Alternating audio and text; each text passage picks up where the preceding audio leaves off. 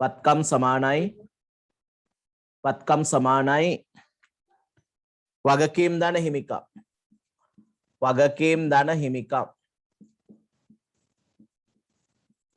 මේක තමයි ගිණුම් කරන සමීකරණනේ. උත්තරේ 2 කියලා දාන්න බලමු.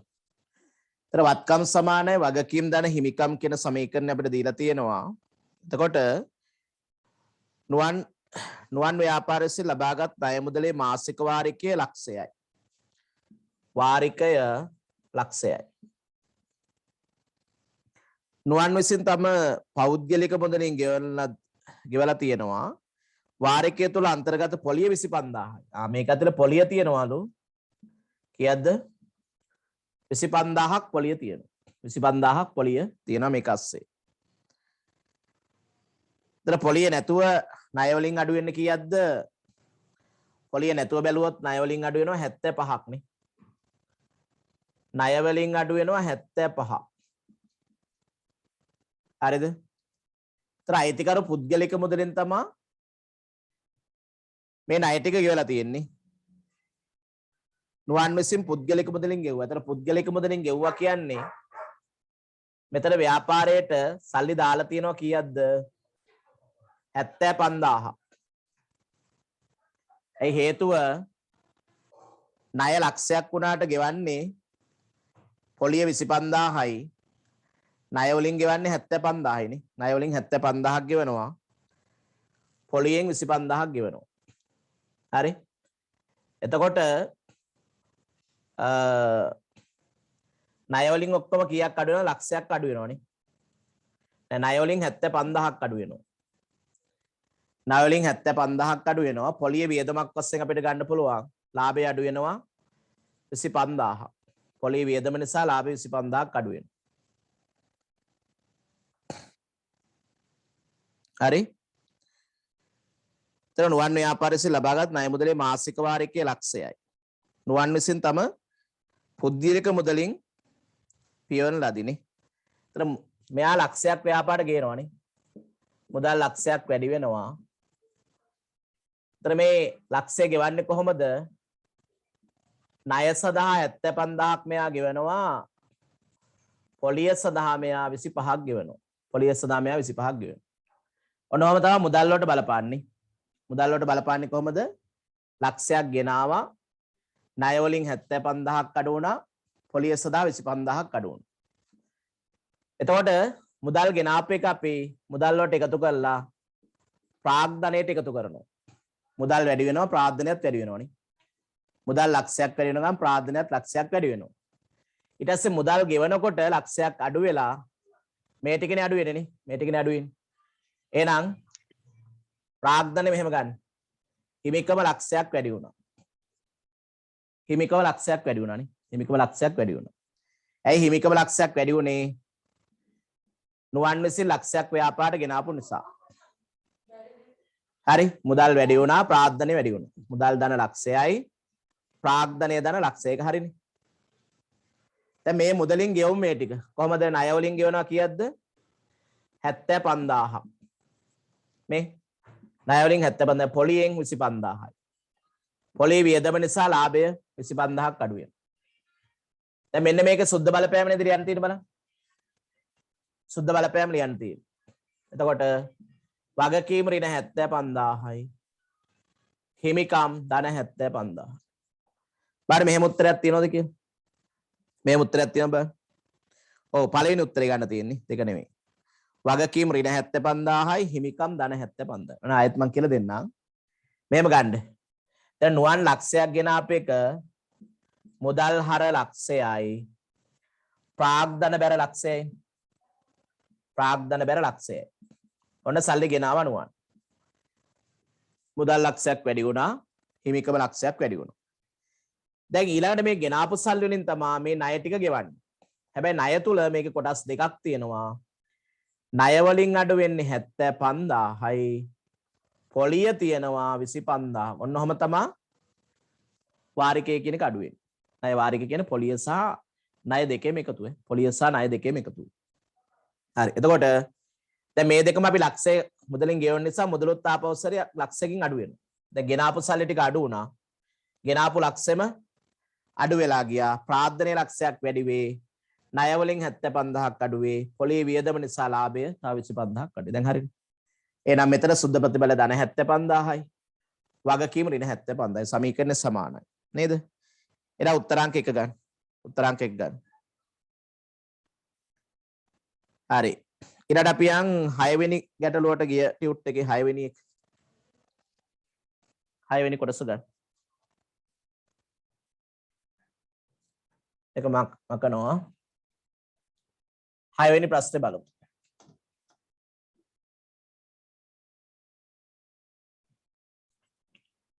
එතන ප්‍රශ්නාංක 6 ලේස් එකක්.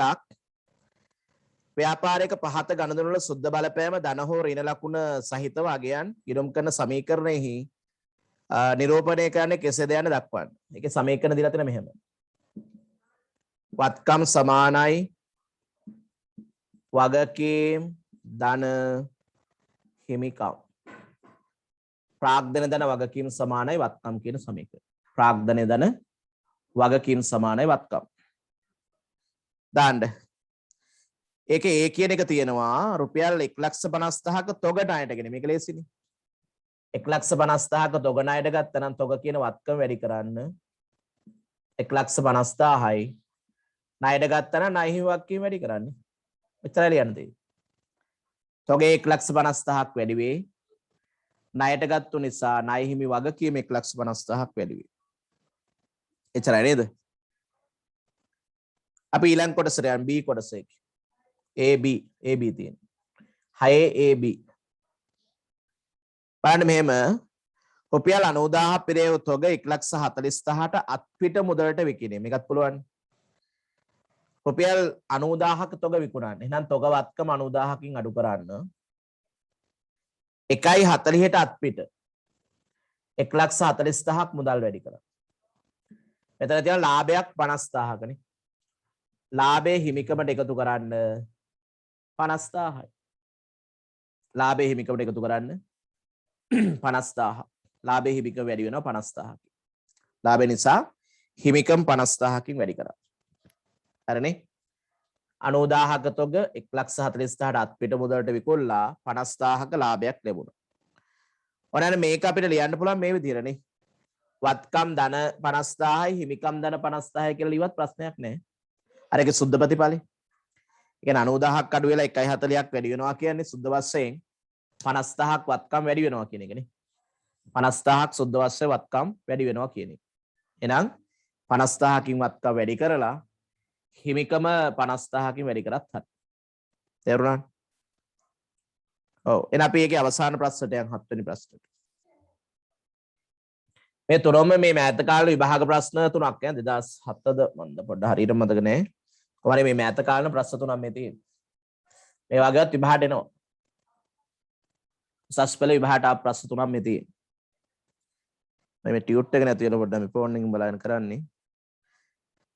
සමුදු ලක්ෂ 8ක් මුදලින් ආයෝජනය කරමින් 2021 3.1 දින සිල්ලර ව්‍යාපාරයක් ආරම්භ කළා. 3.1 ලක්ෂ 8ක් ආයෝජනය කරා. කියන්නේ ප්‍රාර්ථනය. ඊළඟට කියනවා 2021 3.31 මාසයක් අවසානනේ. 2021 3.31 දිනේ අවසන් මාසය තුලදී රුපියල් 3,50,000ක් වූ පිරිවැය බාන්න ණයට මිලදී ගත් අතර ඒවා ලක්ෂ 4කට අත්පිට මුදලට වික්කලු. තවද ව්‍යාපාර 60,000ක වියදමක් මාසෙ සඳහා දරන ලද අතර ඒන් රුපියල් 20,000ක් 21 3.31කට ගෙවිය යුතුයි. අපෙන් අහනවා 2021 3.31කට පහත දෑ සඳහන් කරන්න. හරි? එහෙනම් මේක අපි පල්ලයට හදාගෙන ගිහලා අන්තිම උත්තරේ විතරක් ගමු. වත්කම් සමානයි වගකීම් ධන හිමිකම්. මේකට අපේ සමීකරණය නේද? ප්‍රාග්ධනය ධන වගකීම් සමානයි වත්කම්. ප්‍රාග්ධනය ධන වගකීම් සමානයි වත්කම්. දැන් මම එකිනෙක ගලපන්නම්. සමුදු රුපියල් ලක්ෂ 8ක මුදලක් ආයෝජනය කරමින් සිල්ලර ව්‍යාපාරයක් ආරම්භ කළා. ප්‍රාග්ධනයනේ. වත්කම් ලක්ෂ 8ක් වැඩි වෙනවා. හිමිකම ලක්ෂ 8ක් වැඩි වෙනවා. පැහැදිලිද? වත්කම් ලක්ෂ 8ක් වැඩි වේ. හිමිකම් ලක්ෂ 8ක් වැඩි වේ. වත්කම් ලක්ෂ 8ක් වැඩි වේ. හිමිකම් ලක්ෂ 8ක් වැඩි වේ. ඊළඟට ඒ තුනයි එක තත්ත්වෙනේ. ඊළඟට මොකද කියන්නේ? 2021 3.31 අවසන් මාසය තුල 3,50,000 පිරිය බාන්න ණයට ගත්තා. ඒක වෙනම ලියලා ඉන්න බෑ. 3,50,000ක බඩු ණයට ගන්න බෙන් ගත්තා. භාණ්ඩ තොගය සහ ණය හිමියෝ. 3,50,000කින් ණය හිමි වගකීම වැඩි වෙනවා. ඒක තව ගඩු දෙනවා. එකිනෙක ගන්න. 3,50,000 පිරිය බාන්න මාස තුල ණයට ගත්තලු. ඊළඟට ඒවා ලක්ෂ 4ක අත්පිට මුදලට වික්කා. ඒවා. ඒ කියන්නේ මේ ගත්තු 3,50,000 ලක්ෂ 4කට අත්පිට විකුණනවා. කොහොමද ගන්න එතකොට? දැන් මේවා කියපුවාම දැන් මේ ටික විකුණන්න, මේ ටික අඩු කරන්න. 3,50,000 ලක්ෂ 4කට අත්පිට විකුණනවා කියන්නේ මෙතනින් 50,000ක අමතර ලාභයකුත් තියෙනවා. 50,000ක අමතර ලාභයක් තියෙනවා. දැන් බලන්න ඒක හරියද කියන්නේ? තේරුණා නේද? මේ බාණ්ඩ ටික නිකුණන්නේ. ඒක ගත්ත එක වෙනම ලියලා ඉන්න. මේ ලක්ෂ 3.5 බඩු ලක්ෂ 4ට අත්පිට වික්ක 50,000ක් ලාභයි කියලා වෙනම ගන්න. 50,000ක් ලාභයි කියලා වෙනම ගන්න. 50,000ක් ලාභයි කියලා වෙනම ගන්න. ඊළඟට තවද ව්‍යාපාරය 60,000ක වියදමක් මාසය සඳහා දරන ලද අතර එයින් 20,000ක් ගෙවිය යුතු 3.31 නේ. ඔව් 60,000ක වියදමක් තියෙනවා. මෙන් 60,000 වියදම් නිසා ලාභය අඩු වෙනවා. 60,000 වියදම නිසා ලාභය අඩු කරා. 60,000 වියදම නිසා ලාභය නැත්නම් හිමිකම අඩු කරා. හරිද? දැන් මේකෙන් කීයක්ද අපි ගෙවලා තියෙන්නේ? 60,000ක වියදමක් මාසදා දරන ලද අතර එයින් 20,000ක් ගෙවන්න තියෙනවා. එහෙනම් ගෙවලා තියෙනවා මේනොට 40,000ක්. මුදල් 40,000ක් අඩු කරන් ගෙවිය යුතු වියදම් කියන්නේ වගකීමක් 20,000යි. දැන් තේරුණාද? 60,000ක වියදමක් තියෙනවා. හැබැයි එකෙන් ඔක්කොම ගෙවලා නැහැ. ගෙවලා තියෙන්නේ කීයද? 40,000ක් ගෙවලා තියෙනවා. තව 20,000ක් ගෙවන්න තියෙනවා. තව 20,000ක් ගෙවන්න තියෙනවා. දැන් ඉවරයිනේ. දැන් මෙන්න මේ ටික සුළු කරා නම් අපිට අවසාන උත්තර ටිකට යන්න පුළුවන් නේ. ඔය දැන් මේ ටික ගලපලා ගන්නකො බලන්න. දහස් වල ලියවන්න ටික ලේසි හැබැයි. මේකට මේක නම් කැපෙනවනේ. 8යි 12යි. 12යි කියන්නේ 11,60,000. තන 3,50,000 ඍණ 3,50,000 කැපලා දැම්මොත් 8යි 4යි 12යි ලක්ෂ 12න් 40,000ක් අඩු වුණා කියන්නේ 11,60,000යි වත්කම්. මෙතන 3.70යි වගකීම් නේ. 3.70යි වගකීම්. මේකත් බලමු හරිද කියලා. මෙතන 50ක් එකතුලා 60ක් කරනවා කියන්නේ මෙතනින් 10ක් අඩු කරන්නකො. 7,90,000. 370යි 790යි කීයද? 9යි 16යි 8යි 3යි 11 හරිනේ. 11,60,000 එනවා. දැන් මේක පිළිතුරට එක ලියන්න. ඔක වෙනම පෙරවැඩක් වශයෙන් අපි හදලා වෙනම පෙරවැඩක් වශයෙන් හදලා උත්තර ටික වෙනම ලියන්න වෙනවනේ. හරි. දැන් ඒකේ අහලා තියෙන්නේ මොනවද? වත්කම්. අයන්න අහනවා වත්කම් කීයද කියලා. වත්කම් ලියන්න 11,60,000. මේක දහස් වලින් හැදුවත් බින්දුත් එක්ක ලියන්න ඕන උත්තරේ. වත්කම් 11,60,000 කියලා ලියන්න ඕන. අයන්න වත්කම් 11,60,000. 11,60,000යි වත්කම්. ආ කොටස වගකීම්. වගකීම් කියන්නේ මේක 3,70,000යි. 3,70,000යි ආ කොටස වගකීම්. වගකීම් 3,70,000යි. යන්න හිමිකම්. මෙතෙන් යන්න හිමිකම් 7,90,000. හරි. ඒක ලකුණු 4ක විභාග ප්‍රශ්නයක්. කෙටි ප්‍රශ්න පත්‍රය අපිට මතක තියාගන්න ප්‍රශ්න 50ක් අහනවා. කෙටි ප්‍රශ්න පත්‍රයේ ප්‍රශ්න කීයක් අහනවද? 50ක් අහනවා. ඒ 50න් අපිට තියෙනවා බහුවර්ණ ප්‍රශ්න නේ. බහුවර්ණ ප්‍රශ්න 30ක් තියෙනවා. ඒ 30ට ලකුණු 4 ගාන විභාගයේදී ලකුණු 120ක් හම්බ වෙනවා. ලකුණු කීයක් හම්බ වෙනවද? 120ක්. ප්‍රශ්න 30 වැඩි කිරීම ලකුණු 4 120යි. හරිද? තව ප්‍රශ්න තියෙනවා 20ක් ලියන්න, කෙටි උත්තර ලියන්න. කෙටි උත්තර ලියන්න. ඒකටත් 4 ගානේ ලකුණු 80ක් හම්බ වෙනවා. ප්‍රශ්න 50ට විභාගයේ ලකුණු 200ක් හම්බ වෙනවා. ප්‍රශ්න 50ට විභාගයේ ලකුණු 200ක් හම්බ වෙනවා පළවෙනි ප්‍රශ්න පත්‍රයේ. පැය දෙකක් අපිට කාලය හම්බ වෙනවා. පැය දෙකක්. පැය දෙකයි කාලය. ඒ කියන්නේ විනාඩි 120ක් ඇතුළත ප්‍රශ්න 50කට ලියන්න ඕනේ. විනාඩි 120ක් ඇතුළත ප්‍රශ්න 50කට අපි පිළිතුරු ලියන්න ඕනේ. ලකුණු ඒ විදිහට තමයි හම්බෙන්නේ. දැන් ඒ විදිහට ආපු මේ ලකුණු 4 ප්‍රශ්නයක් මේ තියෙනවා. මේ තුනටම ලකුණු 4යි. ඒතර විභාගෙද තීරණය කරනවා දැන් මේකේ එක ගාඩ දුන්න ලකුණු 3යි නේද? එකට දෙකක් දෙයි. දැන් මේක ටිකක් ගණනය කරගන්න අමාරු නිසා මේකට ලකුණු දෙකක් දෙයි. මේකට එක ලකුණක් දෙයි. මේකට එක ලකුණක් දෙයි. ඔය විදිහට ලකුණු 4 වෙන් කරනවා. අනේ විදිහට තමයි විභාගයේ ලකුණු වෙන් වෙන්නේ. දැන් මේ අන්තිමට ආපු ප්‍රශ්න තුනම විභාගයේ එක ප්‍රශ්න පත්‍රයක තිබ්බු අභ්‍යාස තුනක්. ඒ කියන්නේ බලන්න සමීකරණ උනත් සෑහෙන වැදගත්කමක් විභාගෙදී තියෙනවානේ.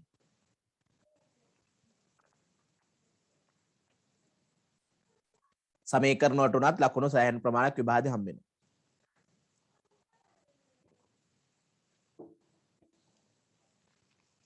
ඊට අමතරව දෙවෙනි ප්‍රශ්න පත්‍රයේ ලකුණු 40ක ප්‍රශ්නයකුත් එනවා. සමීකරණ පාඩමේ ලකුණු 40ක ප්‍රශ්නයක්. ඒක සෑහෙන ලකුණු ප්‍රමාණයක්. සමීකරණ ප්‍රශ්න පත්‍ර දෙකේම ලකුණු 60ක් විතර එනවා 400. ලකුණු 60ක් විතර එනවා. හරි එහෙනම් අපි අලුත් නිබන්ධනේ පටන් ගමු. අලුත් නිබන්ධනේ පටන් ගමු. ටියුට් ක්ලාස් 8 කියන එක බලන්න. නිබන්ධනාංක 8. නිබන්ධනාංක 8. හරි. එතකොට බලමු එකිනෙක සාකච්ඡා කරලා. දැන් කෙටි ප්‍රශ්න ගොඩාක් අයට ඇත්තටම අමාරුයි නේද? ඒ හරියට ඉතින් අර කෙරෙන්නේ නැති නිසා දැන් 2023 දරුවන්ට මෙහෙම කරනවා කියන්නේ. අනිවාර්යෙන් විභාගයට යනකොට හොඳ මට්ටමකට කෙටි ප්‍රශ්න ටික හැදෙනවා. හරි. ඒක තමයි වැදගත්ම දේ. අපි බලමු එකිනෙක හිමිට සාකච්ඡා කරමු.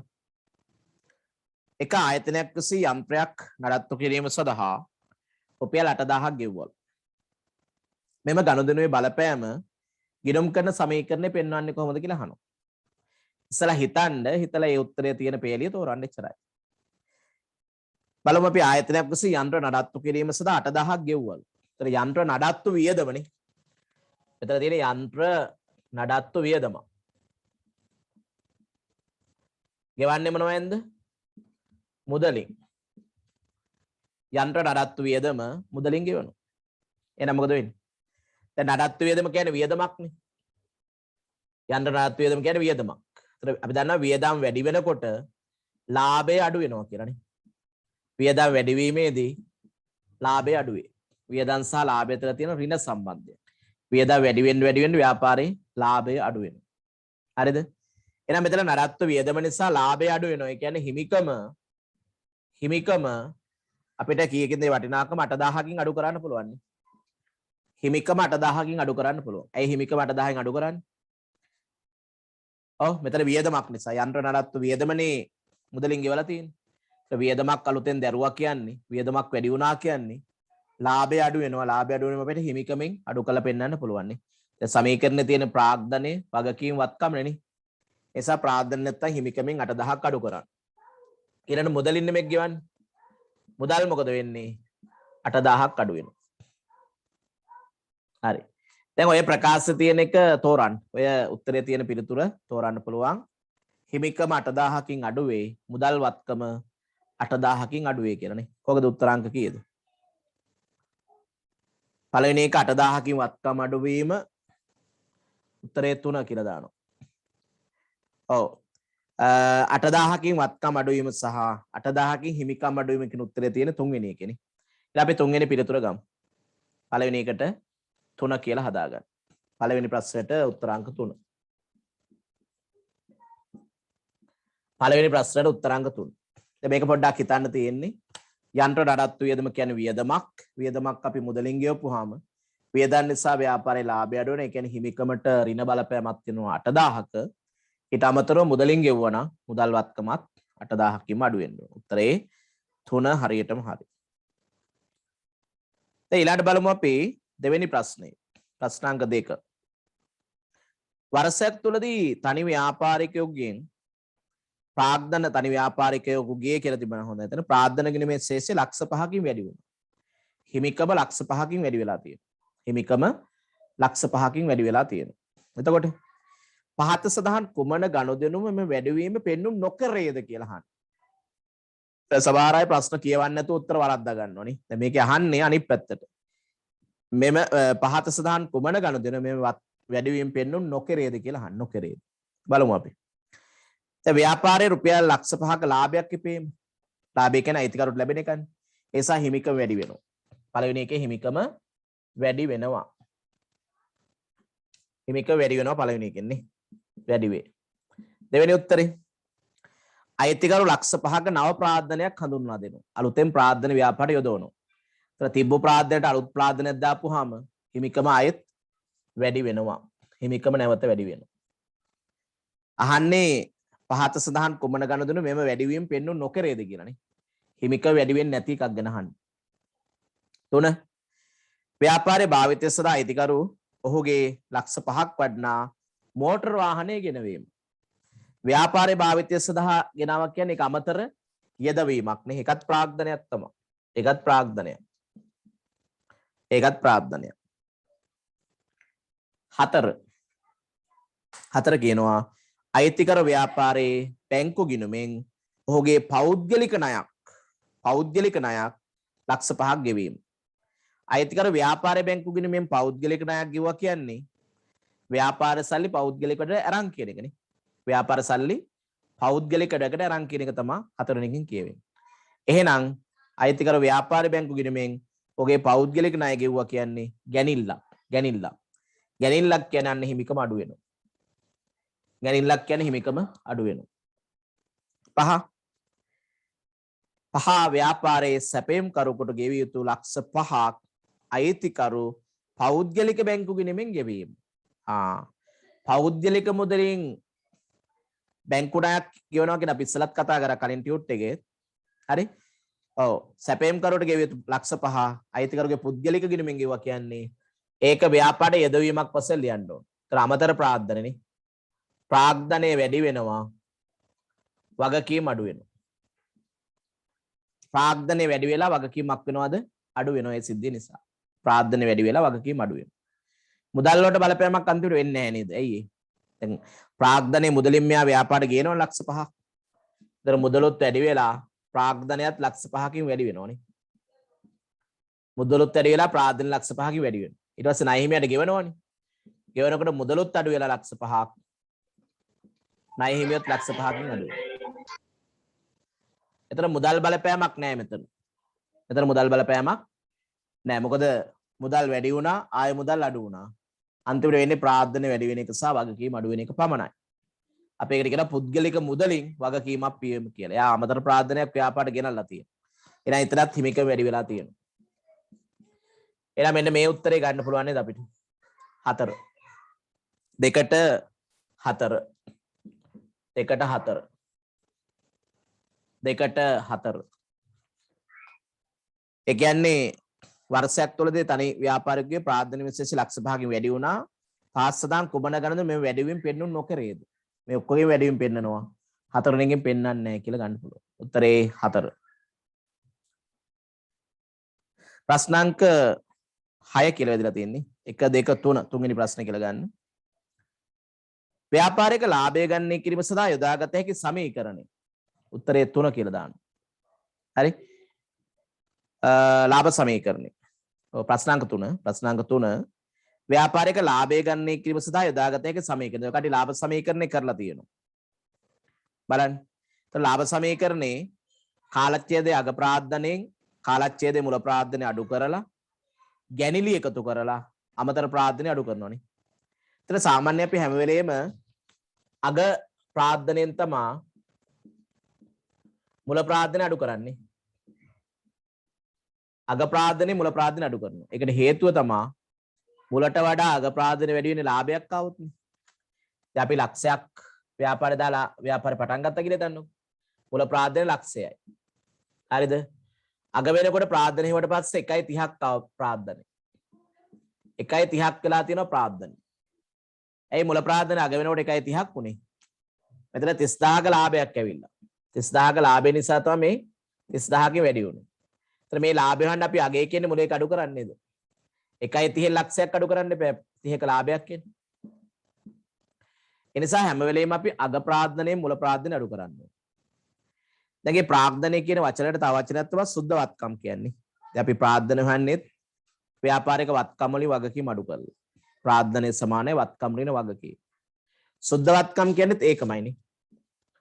සුද්ධ වත්කම් සමානයි වත්කම් ඍණ වගකීම්. සුද්ධ වත්කම් සමානයි වත්කම් ඍණ වගකීම් කියලා ගන්න පුළුවන්. සුද්ධ වත්කම් සමානයි වත්කම් ඍණ වගකීම්. අනේ නිසා මෙතන සුද්ධ වත්කම් කියන්නේ ප්‍රාර්ථනය කියන්නේ දෙකම එකක්. හරි. එහෙනම් අවසාන සුද්ධ වත්කම් ඍණ ආරම්භක සුද්ධ වත්කම් එකතු කරා ගැනීම අඩු කරා අමතර ප්‍රාදරකට සූත්‍රය දන්න නිසා එක කෙලින්ම ගන්න පුළුවන් උත්තරේ 3 කියලානේ. අවසාන සුද්ධ වත්කම් ඍණ ආරම්භක සුද්ධ වත්කම් එකතු කරා ගැනීම අඩු කරා අතිරේක ප්‍රාර්ථන. ඒක සූත්‍රේ පාඩම් තියෙන්නත් ඕනේ කොහොමද? ගොඩක් තැන් වලදී අහලා තියෙනවනේ. හරි. දැන් මේ කෙටි ප්‍රශ්න වල හැම එකම හදන්න ඉන්නේ. හැම එකම උත්තර හදලා ඉරි ගහන්නම ඉන්නේ නෑනේ. දැන් ඔයගේ තියරි ප්‍රශ්නත් අහනවා. එතකොට අපිට ලේසි දැන් අපි අර කාලය බෙදාගත්තනේ. ප්‍රශ්න 50කට විනාඩි 120ක් අපිට තියෙනවා. එක ප්‍රශ්නයක් සඳහා එන කාලය බැලුවොත් දෙවරක් 5 10යි 20ට 4යි. විනාඩි 2.4යි.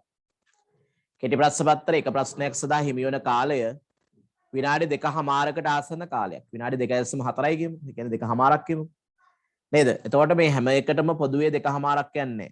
දැන් මේ වගේ ප්‍රශ්නයක් අපි සමීකරණය දන්නවනම් ශනික උත්තරේ ලියන්න පුළුවන්. තප්පර ගානයි යන්නේ. අපිට අර සමහර ඒවා තියෙනවා ටිකක් සංකීර්ණ හදලා උත්තර ගන්න තියෙන අභ්‍යාස. ඒතකොට ඒවට ටිකක් වැඩිපුර කාලය යොදන්න පුළුවන් මේ වගේ ප්‍රශ්න වලට තියරි ප්‍රශ්න වලට ඉක්මනට උත්තරේ ගන්න පුළුවන් නම්. හරි. ඊට හතරවෙනි ප්‍රශ්නට අපි යනවා. දැන් ඒකේ පහත සමීකරණ අතුරෙන් ජනවාරි 31 දිනට සමන්ගේ ව්‍යාපාරයේ වත්කම් වගකීම් සහ හිමිකම් නිවැරදි දැක්වෙන සමීකරණය කුමක්ද කියලා අපෙන් අහනවනේ. දැන් අපි සමීකරණේ ඉස්සෙල්ලා ලියාගෙන අපි දන්න විදිහට ප්‍රාග්ධනයේ ධන වගකීම් සමානයි වත්කම්. නැත්නම් වත්කම් සමානයි හිමිකම් ධන වගකීම් කොහොම ලියවත් කමන්නේ. කොහොම ලියවත් කමන්නේ. Tamanට හුරු වෙලා තියෙන විදිහට ලියා ගන්න. දැන් ලියලා මේ සමීකරණ ටික ආදේශ කරලා බලන්න මේක හදන්න නැතුව ගන්න බෑ. අනිවාර්යෙන් හදන්න ඕනේ. කටු සටහනක් හදන්න. දැන් විභාගෙ දිනුවත් මේක අපි වෙන තැනක කොලයක හදන්න ඕනේ. හදලා උත්තරේ අරන් තමයි ඉරි ගහන්නේ. දැන් පේපර් එක අපිට ආපහු දෙන්නේ නැහැ. මේ පළවෙනි ප්‍රශ්න පත්‍රය අපිට ගෙදර ගේන්න හම්බෙන්නේ නැහැ. මොකද 20ක් ඒ ප්‍රශ්න පත්‍රයම ලියන්න තියෙන්නේ. ඉරි ගහන ටික ඒකම ඉරි ගහලා ලියන ටිකත් මේකම ලියලා උත්තර පත්‍ර බාර දීලා එන්න ඕනේ. එසා පේපර් එක අපි කැත කරගන්නේ නැහැ. නේද? ඒක ලස්සනට උත්තරේ විතරයි ලියන්නේ. ඒතර අපි කටු සටහන් ටික ඔක්කොම වෙන කොළ දෙක තුනක් කරන් හදන්න ඕනේ. හදලා ඒකත් එමුණුවට කමන්නේ. අන්තිමට පේපර් එකට එමුණුවට කමන්නේ. දැන් මේකේ සමහර අයට අර උඩ තියෙන ඡේදය අමතක වෙනවා බලන්නකෝ. මේක දහස් වලින් මම හදන්න ඒතර උත්තර ගන්න ලේසිනේ.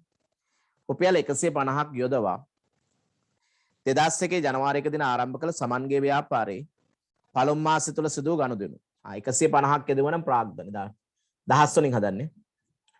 150ක් ප්‍රාග්ධන මුදලී යදුවා. ඔහොම පල්ලෙහාට දැන් හදාන්නේ. රුපියල් 150ක ප්‍රාග්ධනයක් මුදලී යදුවා. ඊළඟට ජනවාරි 5 ණයට ගත්තලු 100ක බාණ්ඩ. 100ක බාණ්ඩ ණයට ගත්තා නම් මෙන්න බඩුත් වගේ වැඩි වුණා. ණයට ගත්තාම ණය හිමි වගකීම් වැඩි වෙනවා. බඩුතොග වත්කම වැඩි වේ, ණය හිමි වගකීම් වැඩි වේ. බඩුතොග වත්කම වැඩි වේ, ණය හිමි වගකීම් වැඩි වේ. ඊළඟට සමන්තම පෞද්ගලික ප්‍රයෝජන සඳහා ව්‍යාපාරය ලබා ගත්තලු 10ක් ගැනිලි. වත්කම් අඩු වෙනවා 10ක්, හිමිකම් අඩු වෙනවා 10ක්. වත්කම් අඩු වෙනවා 10ක්, හිමිකම් අඩු වෙනවා 10ක් ගැනිලි. ඊළඟට 1.15 ණය හිමියන්ට ගෙවූ මුදල 50යි. ණය හිමියන්ට ගෙවූ මුදල 50යි.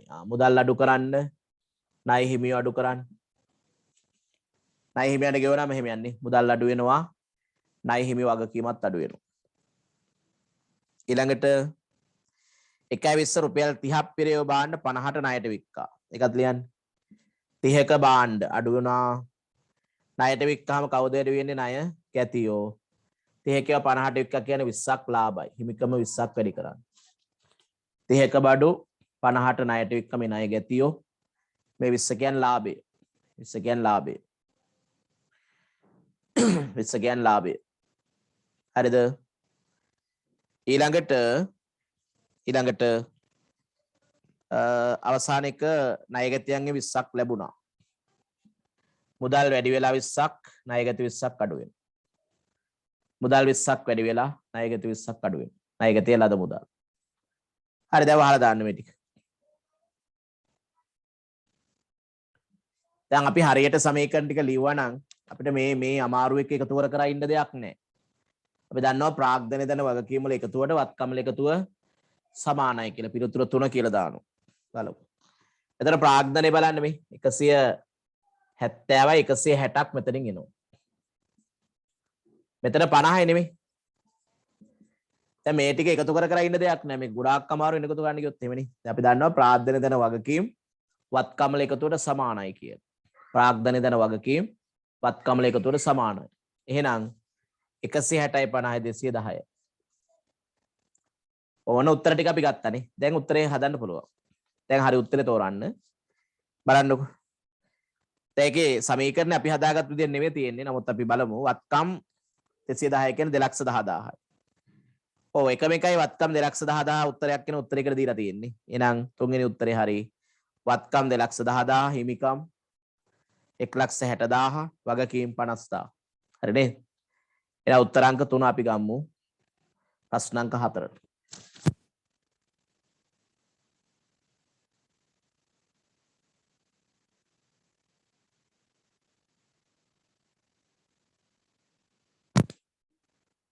ප්‍රශ්නාංක 4ට උත්තරාංක 3. ප්‍රශ්නාංක 4ට උත්තරාංක 3.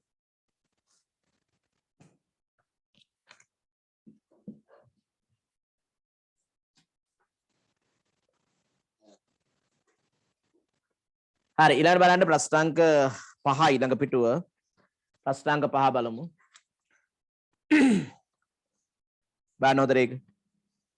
කසුන්ගේ ව්‍යාපාරය තවදුරටත් පවත්වන නොහැකි තත්ත්වයට පත් වූ බැවින් එහි සියලු වත්කම් විකුණා ලබාගත හැකි වූයේ 450ක් පමණි. සියලු වත්කම් විකුණලා යාට 450ක් ගන්න පුළුවන්. සියලු වත්කම් විකුණලා 450ක් ගන්න පුළුවන්. දහස් වලින් ගමුනේ 450ක් ගන්න පුළුවන්. ඊළඟට එදිනට මේ ව්‍යාපාර සියලු වගකීම් 300ක් වුණා. දැන් වත්කම් විකුණලා හම්බෙන සල්ලි වලින් වගකීම් පියවන්න ඕනේ. ව්‍යාපාරයක් වහද්දි බාහිර වගකීම් අනිවාර්යෙන් පියවන්න එපේ. නැත්තම් ගැටලු මතුවෙනවනේ. එහෙනම් වගකීම් තියෙනවා 300ක්. ඒක පියවමුනේ. ඊළඟට මොකද කියන්නේ? කසුන් විසින් එම වගකීම්ද පියවුවත් පියවූ පසු ඔහුට 50ක් අය කරගත නොහැකි වේ.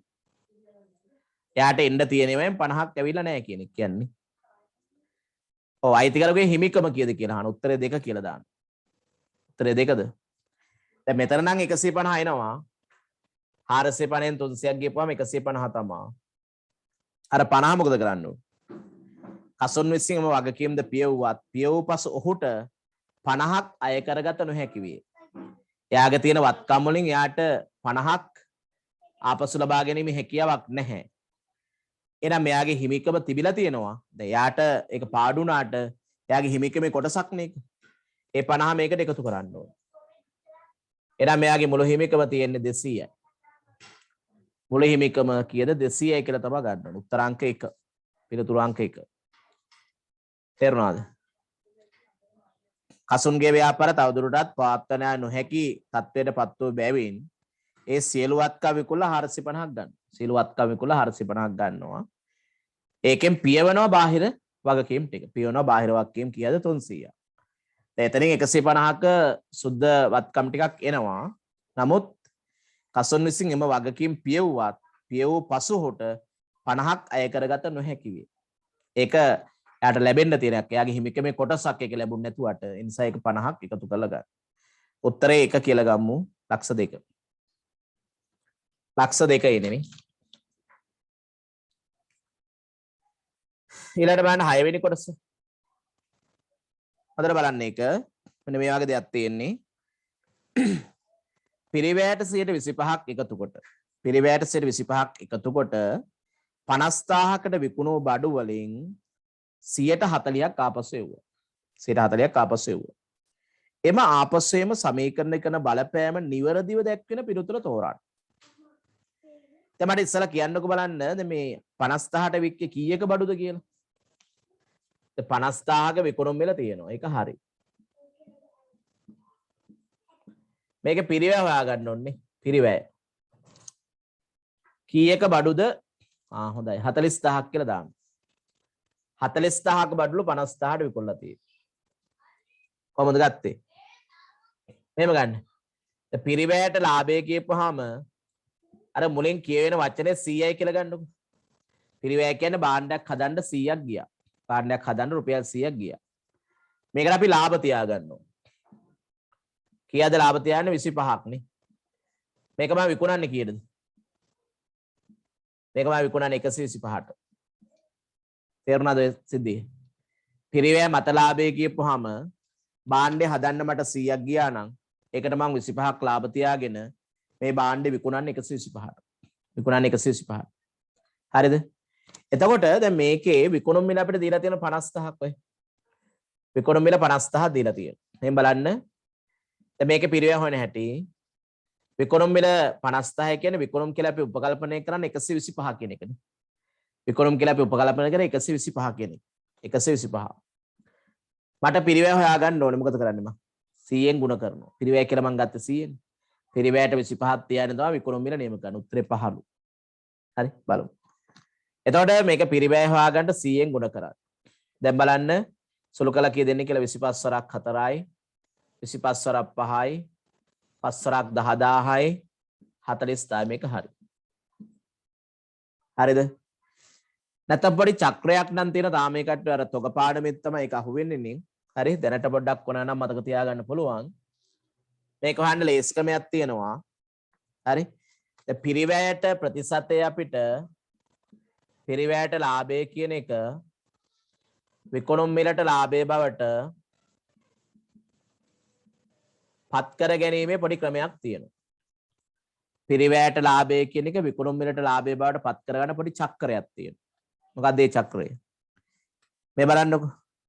දැන් මේක දීලා තියෙන්නේ පිරිවැයට 25ක ලාභයක් කියලානේ. පිරිවැයට 25ක ලාභයක්. හැබැයි මේ භාණ්ඩ පිරිවැය දන්නේ නැහැ. පිරිවැයට 25ක් ගන්න තිබ්බා පිරිවැය දන්නවා නන්නේ.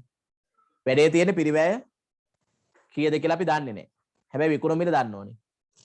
දැන් මේ පිරිවැයට 25 කියන එක භාගයක් කරන්නකො ඉස්සල්ලා. පිරිවැයට ලාභ පංගුව පිරිවැයට ලාභ 25 කියන එක අපි පංගුවක් වශයෙන් ලිව්වොත් එන්නේ 25 කියන 4 එකක් නේ. 4 එකක් එන්නේ. ඒක අපිට ඒ වෙලෙම විකුණුම් මිලට පංගුවක් වශයෙන් හරවා ගන්න පුළුවන්. විකුණුම් මිලට පංගුවක් ලෙස හරවා ගන්න පුළුවන්. කොහොමද හරවගන්නේ? මේ මෙච්චරයි කරන්න තියෙන්නේ. මේකේ ඉරෙන් උඩ එකයි යට එකයි එකතු කරලා මෙතන ලියාගන්න යටි. 1යි 4යි 5යි. ඉරෙන් උඩ එක හේම වෙනස් කරන්න නැතුව ගියලා මෙතන ලියන්න. තේරුණාද? පොඩි දෙයක්. හරි? පිරිවැයට ලාභ ප්‍රතිශතය පිරිවැය දන්නේ නැති වෙලාවක විකුණුම් දන්නවා නම් විකුණුම් මිලට පංගුවක් වශයෙන් කොහොමද අපි හදාගන්නේ කියන්නේ. මෙහෙමයි කරන්න ඕනේ. පිරිවැයට 25ක් කියන එක භාගයක් වශයෙන් ලියාගන්න. ඒ කියලා දෙන්නකො. ආයෙ කියලා දෙනවා. එතන ආයෙ කියලා දෙන්න කියනවා මෙහෙම. දැන් අපිට මෙතන ප්‍රශ්නේ තිබ්බේ මොකද්ද? මේ පිරිවැය දැන් ඔකට හොයලා දුන්නා හරි සමහර අය හොයලා තියෙනවා. දැන් විකුණුම් මිල 50000ක් දීලා තියෙන බඩු තොගේ අපිට ලාභ ප්‍රතිශත දීලා තියෙන පිරිවැයට ප්‍රතිශතයක් හැටියට. දැන් පිරිවැයට ප්‍රතිශතයක් හැටියට දීලා තියෙන එක විකුණුම් මිලටත් 125ක් කියලා දාන්න බෑ. මේකෙන් 25ක් කරන් අඩු කළාම සමහර අය හදනවා. ඒකට වැරදි. එහෙම ගන්න බෑ. එතකොට මම ඒකට වෙනම විකල්ප ක්‍රමයක් දීලා තිබ්බා මෙහෙම. මුලින් කියවෙන වචනේ පිරිවැය 100යි කියලා ගත්තොමනේ. පිරිවැය 100යි. ඒකට මම ලාභ 25ක් තියාගන්නවා. එහෙනම් මම මේ භාණ්ඩේ විකුණනවා 125ට. ඒකෙන් තමයි මේක ගත්තේ. ඒතර අපි දන්නේ 50000 කියන්නේ විකුණුම් මිල. ඒ කියන්නේ මේ තුනෙන් 125 පිරිවැය නැහැ නිසා මම 100ෙන් වැඩි කරා. එහෙම ගත්තොත් 40000 එනවනේ. නැත්නම් මෙන්න මේ චක්‍රය පිරිවැයට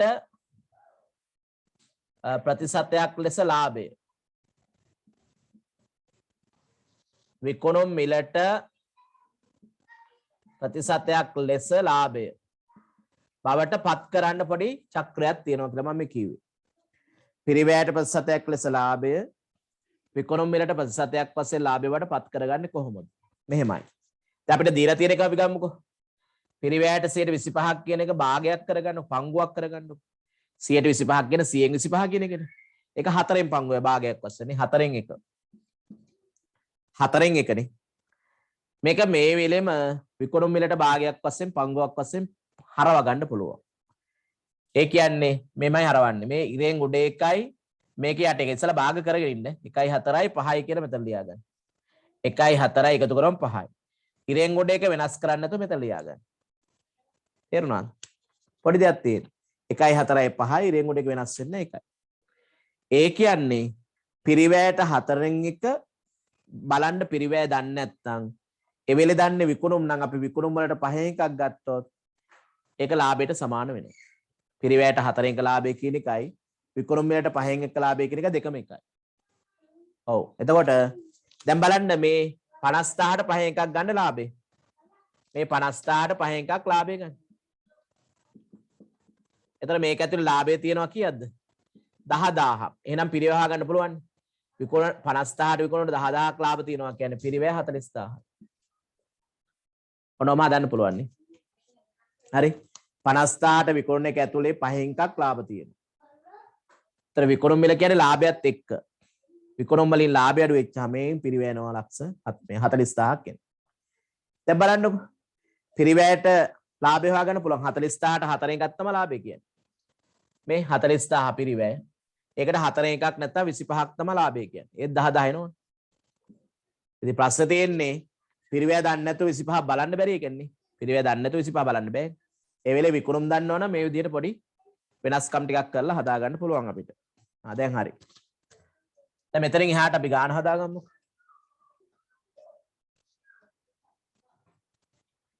එතකොට මෙහෙමයි.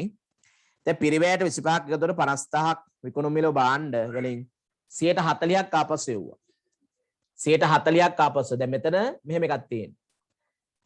පිරිවැය 40000ක 50000ට වික්කනම් ලාභය 10000ක් අපිට හම්බෙලා තියෙනවා. ඒක තේරෙනව නේද? පිරිවැය 40000ක 50000ට වික්ක කියන්නේ ලාභය 10000ක් හම්බෙලා තියෙනවා. දැන් ආපසු වෙනකොට මෙහෙම කරන්න එපේ. දැන් මේකෙන් ආපසු යන්නේ කීයද 140ක් නේ. 140ක් ආපසු වෙනවා. දැන් තොගය විකුණද්දි තොගය අඩු වුණා. හරිද? තොගය මෙහෙම ලියන්නම්. තොගය අඩු වුණා 40000. ණය ගැත්තුවේ වැඩි වුණා. ණය ගැත්තුවේ වැඩි වුණා 50000ට ණයට වික්කේ. පිරිවැයට 25ක් ගෙදර 50000ට විකුණු බඩු වලින් ආපස්සු වෙනවා. ආපස්සු කියන එතන ණයට තමයි විකුණලා තියෙන්නේ. ලාභය 10000යි. හරි දැන් මේක හදන්නකො. දැන් 140ක් තමයි ආපස්සු වෙලා තියෙන්නේ. ඒතර 140ක් ආපස්සු වෙනවා නම් මේකෙන් 140ට අදාළ ප්‍රමාණයක් තොගේ වැඩි කරන්න ඕනේ. 40000න් 140ට සමාන ප්‍රමාණයක් තොගේ වැඩි කරන්න. 4ක් 4 16යි. 16000ක් තොගේ වැඩි කරන්න. මේකෙන් 140ක් ආපස්සු අපිට එනවා කියන අපේ තොගේ ආපහු වැඩි වෙනවනේ. විකුණද්දී අඩු වුණා ආපස්සුදී වැඩි වුණා.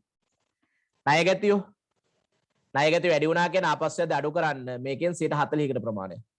4 අප්පා 20යි 20000ක් ණය ගැතිය අඩු වෙනවා. 20000ක් ණය ගැතිය අඩු වෙනවා. තේරුණාද? 20000ක් ණය ගැතිය අඩු වෙනවා. විකුණද්දී වැඩි වුණානේ. ආපස්සුදී අඩු වෙනවා. ආපස්සුදී 140ක් ආපස්සුදී මේකෙන් 40ක් ගන්න. 4 අප්පා 20යි නේ 20000ක් ණය ගැතිය අඩු වෙනවා. ලාභය වැඩි වුණානේ. ඒ වැඩි වෙච්ච ලාභය ආපස්සුවේ ප්‍රමාණයට සමානව අඩු කරන්න 140ක් කියන 4000. 4000ක් ලාභය අඩු කරන්න. ඔන්න ඔය විදිහට තමයි එන්නේ නේ. ඔය විදිහට එනවා. තේරුණාද? 40000ක තොග වික්ක එකෙන් 140ක් ආපහු ආවා. 4ක් 4 16 16000යි.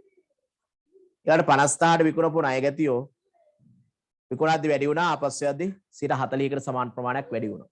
අඩු වුණානේ. විකුණද්දී වැඩි වුණා නම් ආපස්සුවේදී අඩු වෙනවා. ලාභය ආපස්සුවපු ප්‍රමාණයට සමාන ප්‍රමාණයක් අඩු කරන්න. ඒ කියන්නේ 140ක් කියන 4000ක් අඩු කරන්න. දැන් උත්තරේ පැහැදිලිව තියෙනවා 4 නේ. 4ද 5ද? ඔව් 5 නේ 4 නේ 4. බලන්න 4 වෙනි උත්තරය හදි කියලා ණය ගැතිය 20000ක් අඩු වෙලා තියෙනවා. මේක හරියි.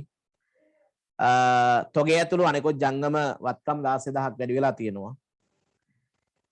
ඔව් දැන් අතන හිමිකම අඩු කරලා තියෙන්නේ ලාභය අඩු වෙච්ච එක කියලා හිතන්න පුළුවන් නේද? ලාභය අඩු වෙච්ච එක කියලා හිතන්න පුළුවන්. ලාභය ඍණ වෙලා තියෙනවා 4000ක් නේද?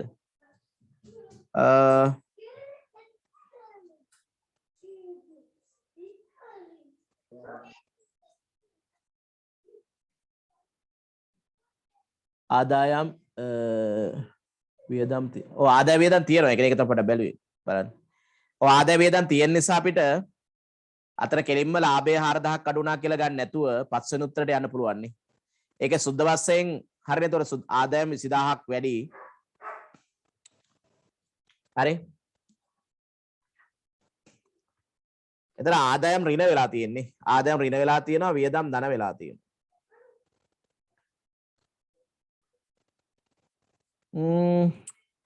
එතන පොඩි ප්‍රශ්නයක් තියෙනවා නේද? වියදම් ඍණ කියලා දාලා තියන්නේ ඒකට.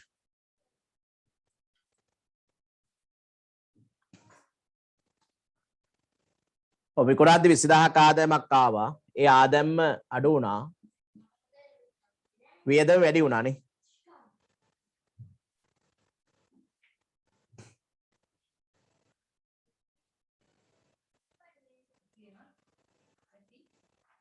ඒකේ වරහනේ පොඩි අවුලක් නම් තියෙනවා හැබැයි නේ.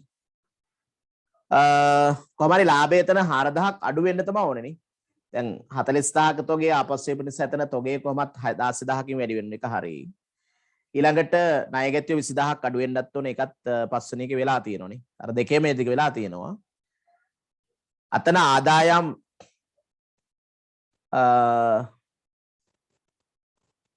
20000ක් ආදායම් කලපලා තින්නේ. එතන 40000ක ඒවනේ අපි 50000ට වික්කේ නේද? 40000ක 50000ට වික්ක කියන්නේ. එතන 10000ක් තමයි නම් ආදාය වැඩි වෙලා තියෙන්නේ ඉස්සලානේ. 10000ක් ආදාය වැඩි වෙලා ඊළඟට ඒකෙන් අපිට 6000ක් තමයි ගලපන්න වෙන්නේ එහෙම නෝ 6000 වේදම් වලට ඒක ගන්න බෑ නේද 6 වෙනි එකේ 5 වෙනි උත්තරයට යන්න අමාරුයි නේද පොඩක් නැවත බලන්න ඒක මොකද පිරිවැය 25000ක් උබාන්න 50000ට වික්ක කියන 40000ක 50000ට වික්කේ එතකොට 10000ක ලාභයක් තමයි එකතු වෙලා තියෙන්නේ එක්ක ආදායම් යටතේ 10000ක් තියෙන්න ඕනේ 10000ක් ආදායම් වලට එකතු වෙලා තියෙනවා. ඊට පස්සේ ආපස්සු එවද්දී 10000න් 140ක් නේ. 10000න් 140 කියන්නේ 4000යි. වෙන එකක් ගන්න පුළුවන් වෙන උත්තරයක්.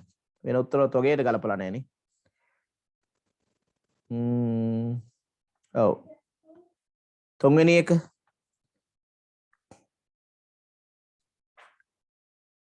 ඔය එතන අර ආදාය වියදම් ප්‍රශ්න තියෙනවා තමයි. හරි. ප්‍රාග්ධනයෙන් අඩු කරපු එක නම් හරි එතන ලාභය කොහම ඍණ වෙන්න ඕනේ මොකද විකුණද්දී 10000ක ලාභයක් වැඩි වුණා ආපස්සු යද්දී ලාභය 10000ක් අඩු වුණා කියලා තිබ්බනම් හරිනේ එක්ක ආදාය ඍණ කියලාවත් තිබ්බනම් හරි ආදායම් ඍණ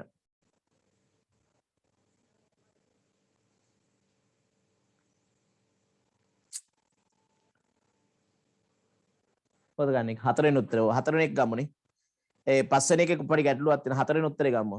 උත්තරාංක 4. හරි. අතන අර මේ සිද්ධි හිතන්න.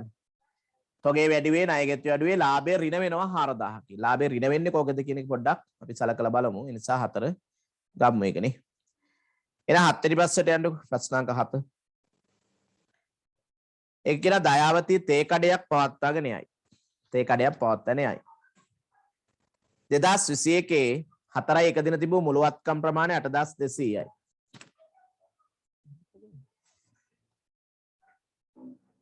2021 4යි එක දින තිබූ මුළුවත්කම් ප්‍රමාණය 8200යි. ඒ කියන්නේ මුල වෙන්නේ නැතිනේ. බලමු. ඔව් මුල. සිල්වාට ගෙවීමට තිබූ ප්‍රමාණය 1500යි. වත්කම් වක්කියම් දීලා තියෙනවා. වර්ෂය තුල අය අලුතෙන් බොයිලරයක් තමන්ගේ පෞද්ගලික වියදම් ගෙනවිත් ඇත. පෞද්ගලික මුදලින් ගෙවා කියන්නේ අමතර ප්‍රාදන ව්‍යාපාර යෙදවීමක් කරලා තියෙනවා. ඇය තමන්ගේ වියදම් පියවා ගන්නේද මේ තේ කඩේෙන් ලැබෙන ආදායමෙන්. වර්ෂය අවසානයේ ඇය රුපියල් 4800ක ලාභයක් උපයා ඇත. ලාභයක් දීලා තියෙනවා. 22 331කට මුළුවත්කම් 9400යි. සිල්වාට 2600ක් ගෙවීමට ඇත. ගැන්ලි කීයද කියලා අහනවා. එන ලාභ සමීකරණ ආදේශ කරන්න. ලාභ සමීකරණ ආදේශ කරන්න. සුද්ධ ලාභය ලිරක් අලාභය. සුද්ධ ලාභය අලාභය. සමානයි අග සුද්ධ වත්කම්. කාලච්ඡේද අග සුද්ධ වත්කම්. ඍණ මුල සුද්ධ වත්කම්. එකතු කරා ගැනිලි. අඩු කරා අමතර ප්‍රාග්ධනය.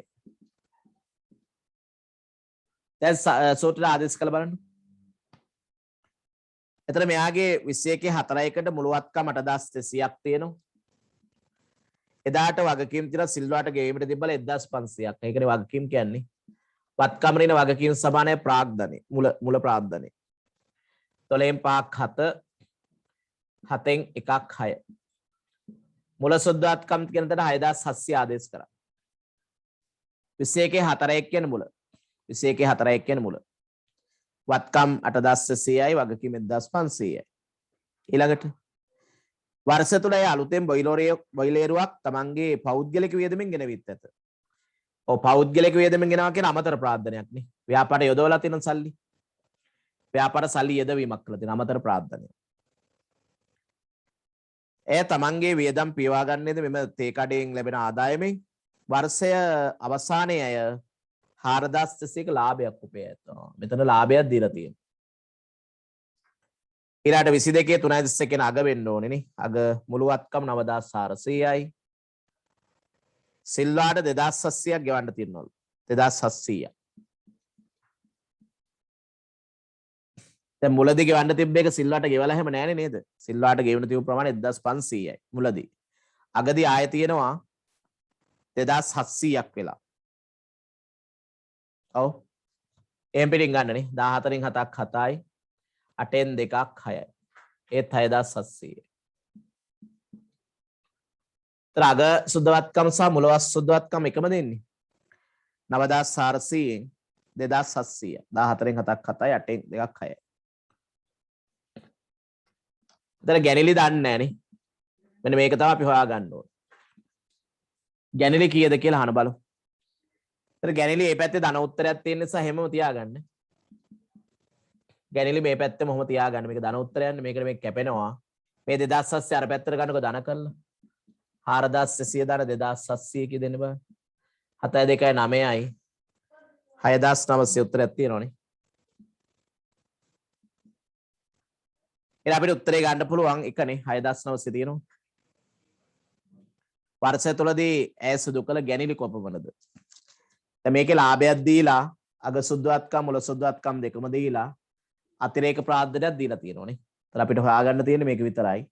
දැන් ගැනිලි ධනපදයන් නිසා මේ පැත්තෙම තියාගත්තා. මේ පැත්තේ සුද්ධ ප්‍රතිඵලයේ මේකනේ ඍණ 2700 නේ. ඒක අනිත් පැත්තට දාන ධන කරලා. එතන උත්තරයක් එනවා 900යි 6900. අපි පිළිතුර ගමු 1 කියලා. 7ට 1. 7ට 1 කියලා ගත්ත හැකි. 7ට 1.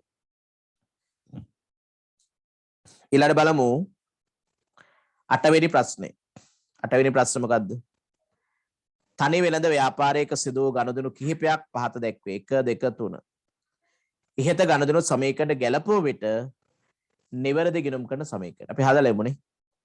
ඔය සමීකරණේ බලන්නකො ඉස්සල්ලා දාගෙන.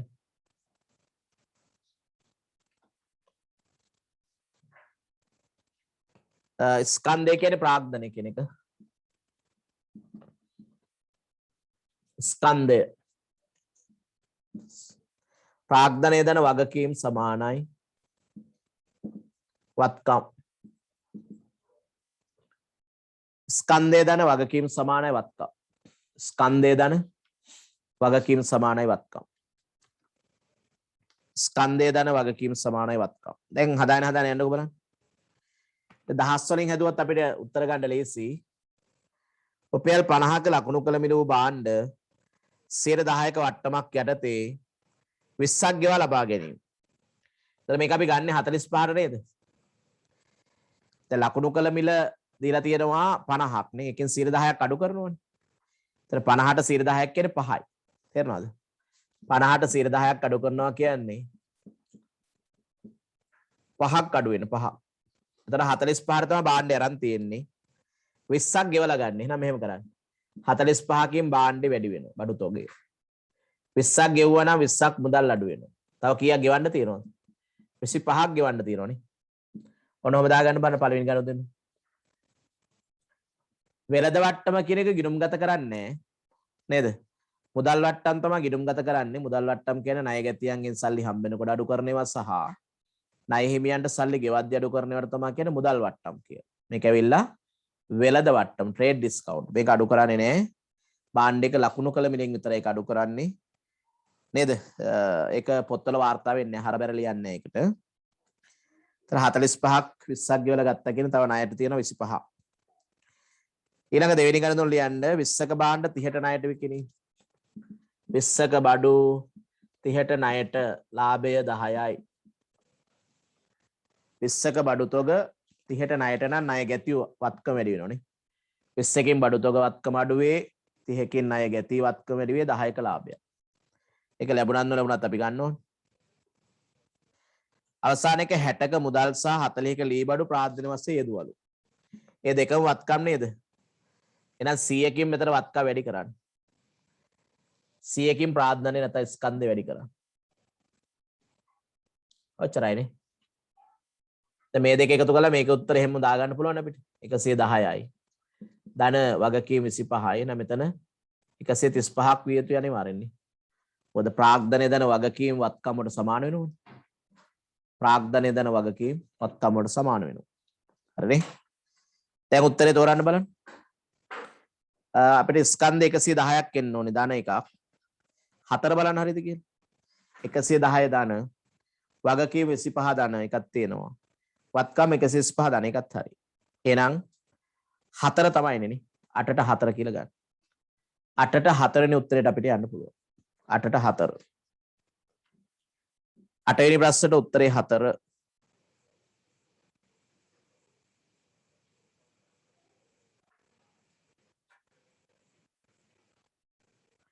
හරි ඊළඟට උත්තරේ හදන්න බලන්න.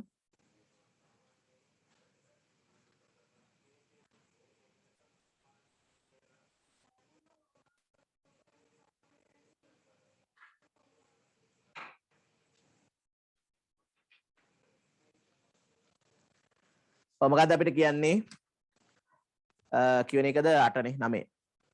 ව්‍යාපාරික 2021 3.31 දිනෙන් අවසන් වර්ෂය තුල වත්කම් 80000කින් ඉහළ ගොස් ඇති අතර වගකීම් 20000කින් පහළ ගොස් ඇත. එතන අර හිමිකම හදාගන්නේ අපිට 20 නේද 2020 කියලා එතන හදාගන්නේ. 20යි 24යි එක හිමිකම ලක්ෂ 3ක් නම් 20යි 21 3.31 හිමිකම කියන්නේ අග හිමිකම අහන්නේ. අග ප්‍රාර්ථනය අහන්නේ.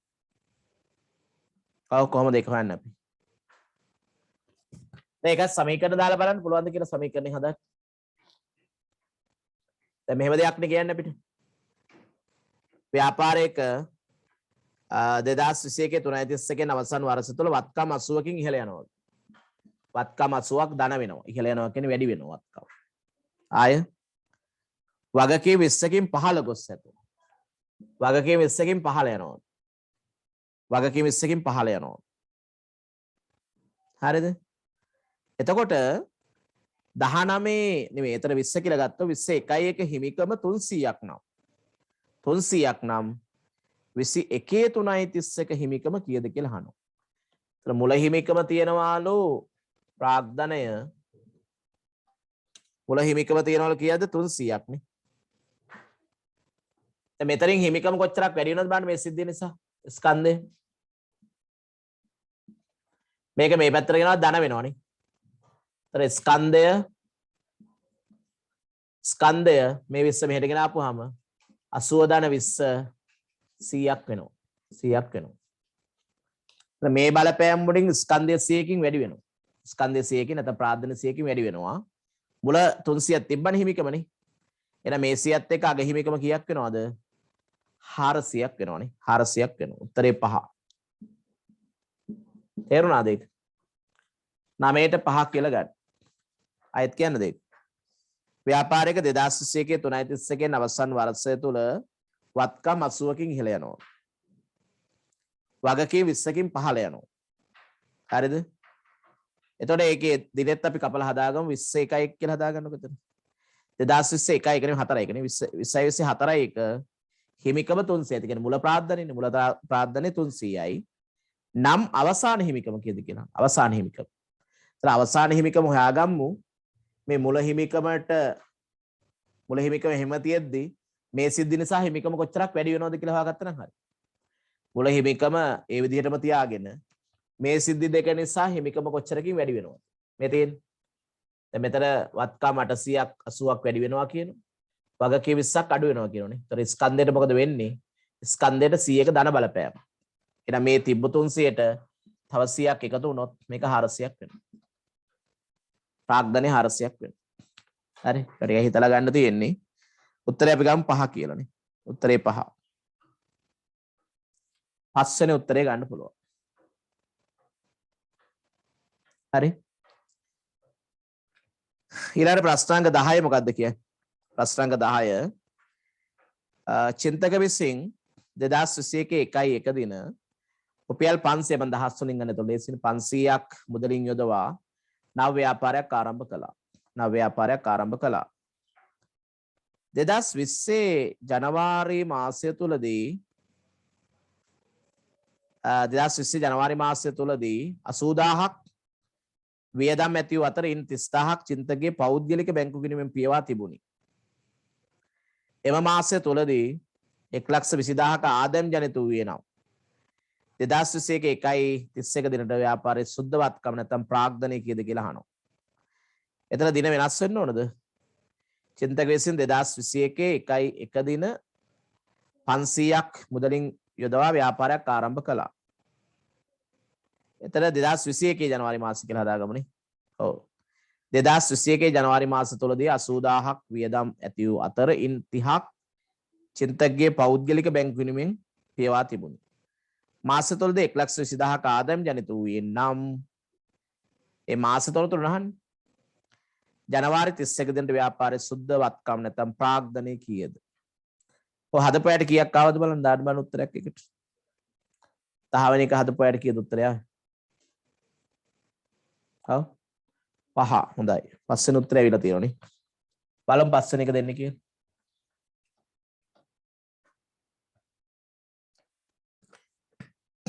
එතකොට දැන් බලන්න මේකේ හිමිකම අවසාන වශයෙන් කීයක් වෙනවද කියලා ගත්තා නම් හරි මේක අපිටනේ හිමිකම. නැත්නම් ප්‍රාග්ධනය මුලින් තිබ්බේ කීයද? 500 දහස් වලින් ගන්නකො. ඔන්න මුලින් ප්‍රාග්ධනය නැත්නම් හිමිකම් 500ක් තියෙනවා. මුලින්ම ප්‍රාග්ධනය නැත්නම් හිමිකම් 500ක් තියෙනවා. හරි? 10 වෙනි අභ්‍යාසය. එතකොට ඉතල 2021 කියලා හදාගන්න. 2021 ජනවාරි මාස තුල 80ක් වියදම් වී ඇති අතර ඉන් 30ක් චින්තක පෞද්ගලික බැංකු ගිණුමෙන් පියවා තිබුණි. ඔව්. ඒතර 80ක වියදම් යනවා.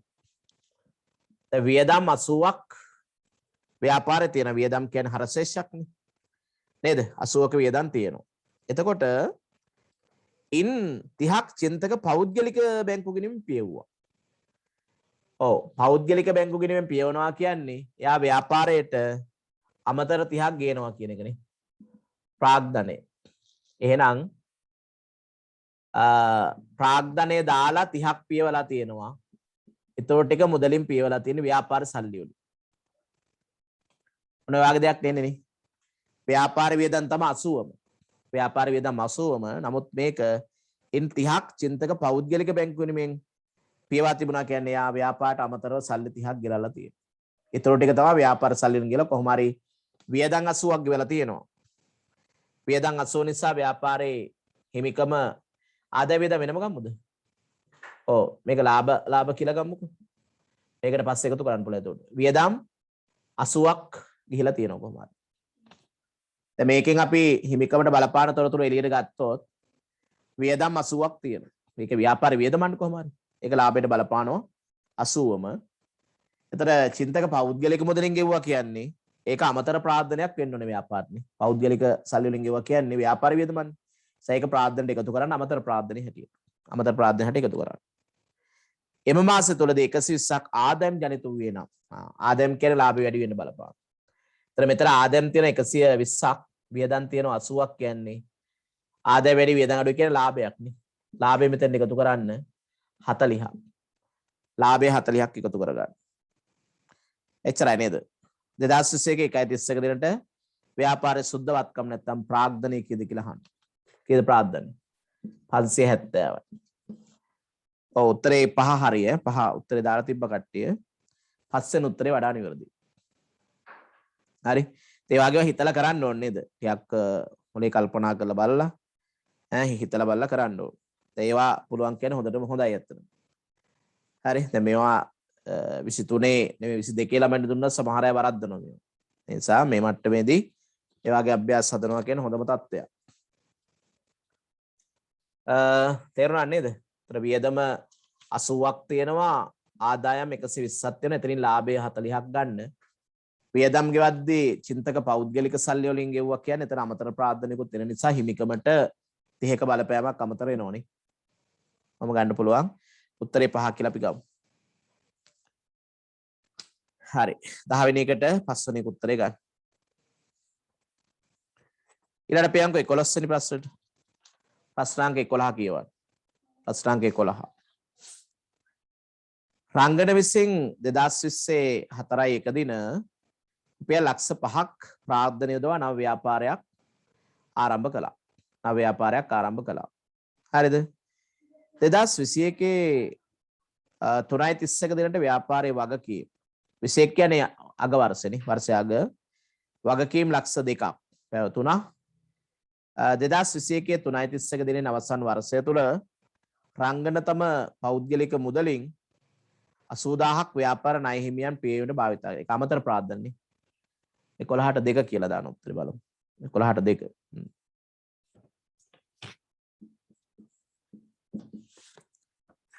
ඔබ බලන්න අනිත් අයත් හදපු අය ඊළඟට කියලා 2021 3.31 දිනේ අවසන් වර්ෂය තුල රංගන තම පෞද්ගලික මුදලින් 80000ක් ව්‍යාපාර ණය හිමියන් පියවීමට භාවිත කරා. ඒක අමතර ප්‍රාර්ථනනේ. අමතර ප්‍රාර්ථනය 80යි. 2021 3.31 දිනේ අවසන් වර්ෂය සඳහා ව්‍යාපාරයේ ලාභ 1,80,000ක් වූ අතර රුපියල් ලක්ෂයක මුදලක් රංගන පෞද්ගලික ප්‍රයෝජනයෙන් සඳහා රැගෙන ගොස් ඇත. ඔය මේකේ ලාභ සමීකරණ දාන්න තියෙන්නේ. 2021 3.31 දිනට ව්‍යාපාරයේ පැවති වත්කම් කොපමණද කියලා අහනවා. වත්කම් කොපමණද? හදලා බලමු.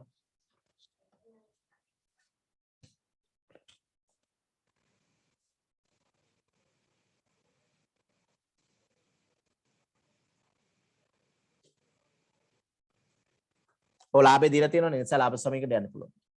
ලාභය සමානයි අග සුද්ධ වත්කම් ඍණ මුල සුද්ධ වත්කම් එකතු කරා ගැනිලි අඩු කරා අමතර ප්‍රාග්ධනය. ඔය ලාභ සමීකරණ ආදේශ කරා. දැන් අපි ලාභ සමීකරණ ගණන් ගොඩක් හැදුවා. රංගන විසින් 2024 ලක්ෂ 5ක ප්‍රාර්ථනයක් යොදවලා ව්‍යාපාරය පටන් ගන්න තියෙනවා. දහස් වලින් ගන්නකො. මුල ප්‍රාර්ථනය 500යි. 2024 පටන් ගත්ත එක මුල වෙන්න එපානේ. ඊළඟට කියන 21 3.31 දෙනට ව්‍යාපාරයේ වගකීම් 200ක් පැවතුණා. ඒ අගනේ. අග වගකීම් තියෙනවා 200ක්. ඊළඟට 2021 3.31 දිනේ අවසන් වර්ෂය තුල රංගන තම පෞද්ගලික මුදලින් ණය හිමියන් පියවට 80ක් භාවිත කරා. පෞද්ගලික මුදලින්. ඒක අමතර ප්‍රාර්ථනනේ. ඒක ව්‍යාපාර සල්ලි ගෙනීමක් වශයෙන් ලියන්න. මොකද පෞද්ගලික සල්ලි ව්‍යාපාර ණය හිමියන් පියවන්න යෙදුවා නම් ඒක අමතර ප්‍රාර්ථනයක් වශයෙන් ගන්න පුළුවන්. අමතර ප්‍රාර්ථනයක් වශයෙන් ගත හැකියි. හරි. ඊළඟට 2021 3.31 දිනේ අවසන් වර්ෂය සඳහා ලාභය 1,80,000 එකක් දීලා තියෙනවා. ලාභ 180යි. හරි. ඊළඟට ලාභ 180ක් වූ අතර 100ක මුදලක් රංගන පුද්ගලික ප්‍රයෝජන සඳහා රැගෙන ගියා. 100ක් පුද්ගලික ප්‍රයෝජන සඳහා රැගෙන ගියා.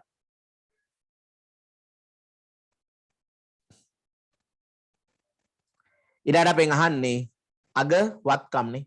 ඉතින් අග ප්‍රාර්ථන හොයාගන්නේ. අග සුද්ධ වත්කම් හොයාගනිමු. අග සුද්ධ වත්කම්. මේක ඉස්සලා අග සුද්ධ වත්කම් හොයාගන්න අග ප්‍රාර්ථනය කියන එකනේ. එතන මේ පැත්තේ අග සුද්ධ වත්කම් තියාගමු. මේ පැත්තේ සුද්ධ ප්‍රතිඵලය එහා පැත්තේ ලකුණු මාරු කරලා ගන්න බලන්න. ඍණ 580යි ධන 100යි නේ. ඍණ 580යි ධන 100යි කියන්නේ ඍණ 480. ඒක ධන කළා මෙහෙට ගන්න. 180 ධන 580 නේද අපිට 580. නෑ 480 නේ. ඒ කියන්නේ ඍණ 580ක් තියෙනවා මේ දෙක. ආයේ ධන 100කුත් තියෙනවා. ඒක ඍණ 480 ධන කළා එහා පැත්තට ගත්තාම හරිනේ. අග සුද්ධවත්කම් වෙන 8යි 16යි 5යි 660. දැන් ඔක නෙවෙයි අහලා තියෙන්නේ. දැන් අග වගකීම් අපිට දීලා තියෙන අර 200ක් කියලානේ. ඒකෙත් පොඩි ප්‍රශ්නයක් තියෙනවා අර මේ 2021 3.31 දින අවසන් වර්ෂ තුල රංගනතම පුද්ගලික මුදලින් 80ක් ව්‍යාපාර ණය හිමියන් පියවර භාවිතා කර ඇත. ඒක අතර ණය හිමියන් අඩු කරන්න ඕනේ නැහැ නේද වගකීම් වලින්. ඒක අඩු කරලා උත්තරේ දීලා ඇත්තේ නේ. මොකද කිරිම කියනවනේ 2021 3.31 දිනට වගකීම් 200යි කියලානේ. ඒක අඩු වුණා කියලා තමයි අපිට හිතන්න වෙන්නේ. නැත්නම් උත්තරේකට යන්නත් බැරි වෙයි ඒකනේ. එහෙනම් දැන් ආය හදන්න ප්‍රාග්ධනය ධන වගකීම් සමානයි වත්කම්. අපෙන් අහන්නේ වත්කම් ටික. ප්‍රාග්ධනයව 680 660ක් වගකීම් තියෙනවා වර්ෂයක 200ක් නේ. එහෙනම් වත්කම් 860යි. උත්තරේ හරි. 860 කියන්නේ දෙවෙනි උත්තරේ නේ. දෙවෙනි උත්තරේ ඇවිල්ලා තිබ්බා. හොඳයි ඒක. ඔය විදිහට ගන්න. ඉස්සලා අග සුද්ධවත්කම් හොයාගන්න. ඒ කියන්නේ අග ප්‍රාග්ධනය හොයාගන්න 660යි කියන්නේ. ඒ අග ප්‍රාග්ධනය හොයාගෙන මෙතෙන් නැවත ආදේශ කළ බලන්න ප්‍රාග්ධනය දන වගකීම් සමානයි වත්කම්. අග වත්කම් නෙහන්නේ. අග ප්‍රාග්ධනය තියෙන අග වගකීනුත් එක තැනක දීලා තියෙනවා නේ. 120වත් උත්තරයක් එන්නේ නැහැ නේද? ඒ කියන්නේ අර 80 අඩු කළා ගත්තොත් එන්නේ නැහැ නේ. 80 කියලා උත්තරයක් නැහැ. එහෙනම් ඒක අඩු කරන්නේ නැතුව තමයි දීලා තියෙන්නේ. අග ණය හිමියේ තියෙන ඉලක්කම ගන්න 200ම ගන්න. 21 331 වගකීම් 200යි. ප්‍රාග්ධනය ධන වගකීම් සමාන වත්කම් 860යි උත්තරේ 2. උත්තරාංග 2ට යන්න. උත්තරාංග 2ට යන්න. right. ඊළඟට අපි යනවා 12 වෙනි ප්‍රශ්නෙට. ප්‍රශ්නාංග 12. සලකා බලන වර්ෂය තුල ව්‍යාපාරයක ජංගම නොවන වත්කම් ලක්ෂ 2කින් වැඩි වුණා. අපි දහස් වලින් ගමුකෝ. ජංගම නොවන වත්කම් 200කින් වැඩි වුණාලු. ජංගම වත්කම් 50කින් අඩු වුණා. ජංගම නොවන වගකීම් 80කින් වැඩි වූ අතර ජංගම වත්කම් 30කින් අඩු වුණා. වර්ෂය තුල කරන ලද ගැනිලි වලට වඩා අමතර ප්‍රාර්ථනය 40කින් අඩුය. වර්ෂයේ ලාභය හෝ අලාභය කොපමණද? වර්ෂයේ ලාභය හෝ අලාභය කොපමණද? සලකා බලන වර්ෂය තුල ව්‍යාපාරයක ජංගම නොවන වත්කම් 200කින් වැඩි වුණා. ජංගම වත්කම් 50කින් අඩු වුණා. ජංගම නොවන වත්කම් 80කින් වැඩි වුණා. ජංගම වත්කම් 30කින් අඩු වුණා. සිද්ධි ගොඩක් තියෙනවා. වර්ෂය තුල කරන ලද ගැන්ලි වලට වඩා යොදන ලද අමතර ප්‍රාර්ථනය 40කින් අඩුයි. වර්ෂයේ ලාභය හෝ අලාභය බලමු.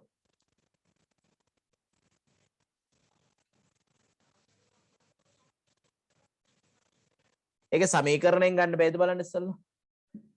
ප්‍රාග්ධනය ධන වගකීම් සමානයි වත්කම්. ප්‍රාග්ධනය ධන වගකීම් සමානයි වත්කම්. පොඩ ඉන්න එක හදන්න නැතුව සලකා බලන වර්ෂය තුල ව්‍යාපාරයක ජංගම නොවන වත්කම් 200කින් වැඩි වෙනවා. මොන හරි වත්කම් 200කින් වැඩි වෙලානේ. වත්කම් 200කින් වැඩි වෙලා තියෙනවා. ජංගම වත්කම් 50කින් අඩු වුණා. වත්කම් 50කින් අඩු වුණා ජංගම වත්කම්. ජංගම නොවන වගකීම් 80කින් වැඩි වුණා. මොන හරි වගකීම් 80කින් වැඩි වෙලා තියෙනවනේ. ජංගම වත්කම් 30කින් අඩු වුණා. 30කින් අඩු වුණා. ඊළඟට කියන වර්ෂය තුල කරන ලද ගැනිලි වලට වඩා යොදන ලද අමතර ප්‍රාර්ථනය 40කින් අඩුයිලු. ගැනිලි වලට වඩා අමතර ප්‍රාර්ථනය 40කින් අඩුයිලු. එතකොට දැන් මෙතන ප්‍රාග්ධනය කීයක් වෙනවද කියලා බලා ගන්න පුළුවන් වෙනන්නේ. ප්‍රාග්ධනය බලමු. වත්කම් මෙතන 150ක් ධන තියෙන අවසන් වශයෙන්නේ. වත්කම් 150ක් ධන 200ක් ධන 50ක් ඍණ කියන්නේ 150ක් ධන කියන්නේ 150ක් ධන කියන්නේ ලක්ෂයයි කියලා උත්තරේ දාන්න බලන්න. හරි? ලක්ෂය කිය මොකද්ද? ප්‍රාග්ධනේ දා. මෙතන ධන 80යි ඍණ 30යි කියන්නේ එතන ධන 50යි නේ. ධන 50යි. ඒක ප්‍රාග්ධනේ නම් ලක්ෂයක් එනෝනේ.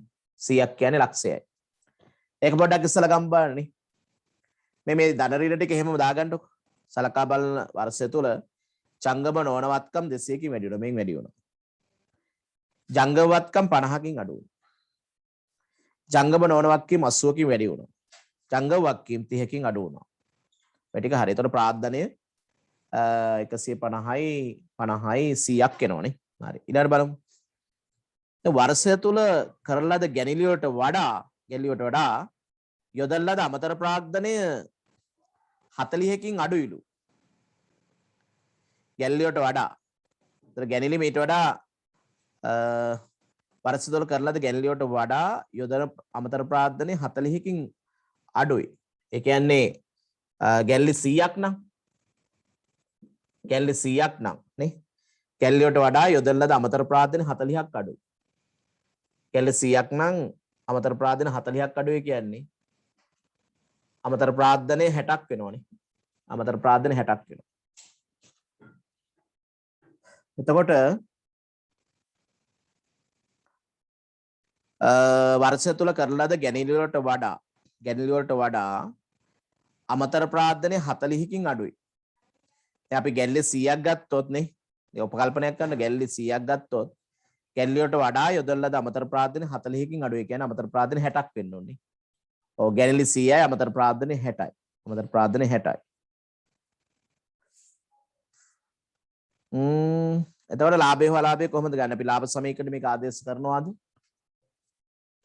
ප්‍රාග්ධනය. ප්‍රාග්ධනන සුද්ධ ලාභය.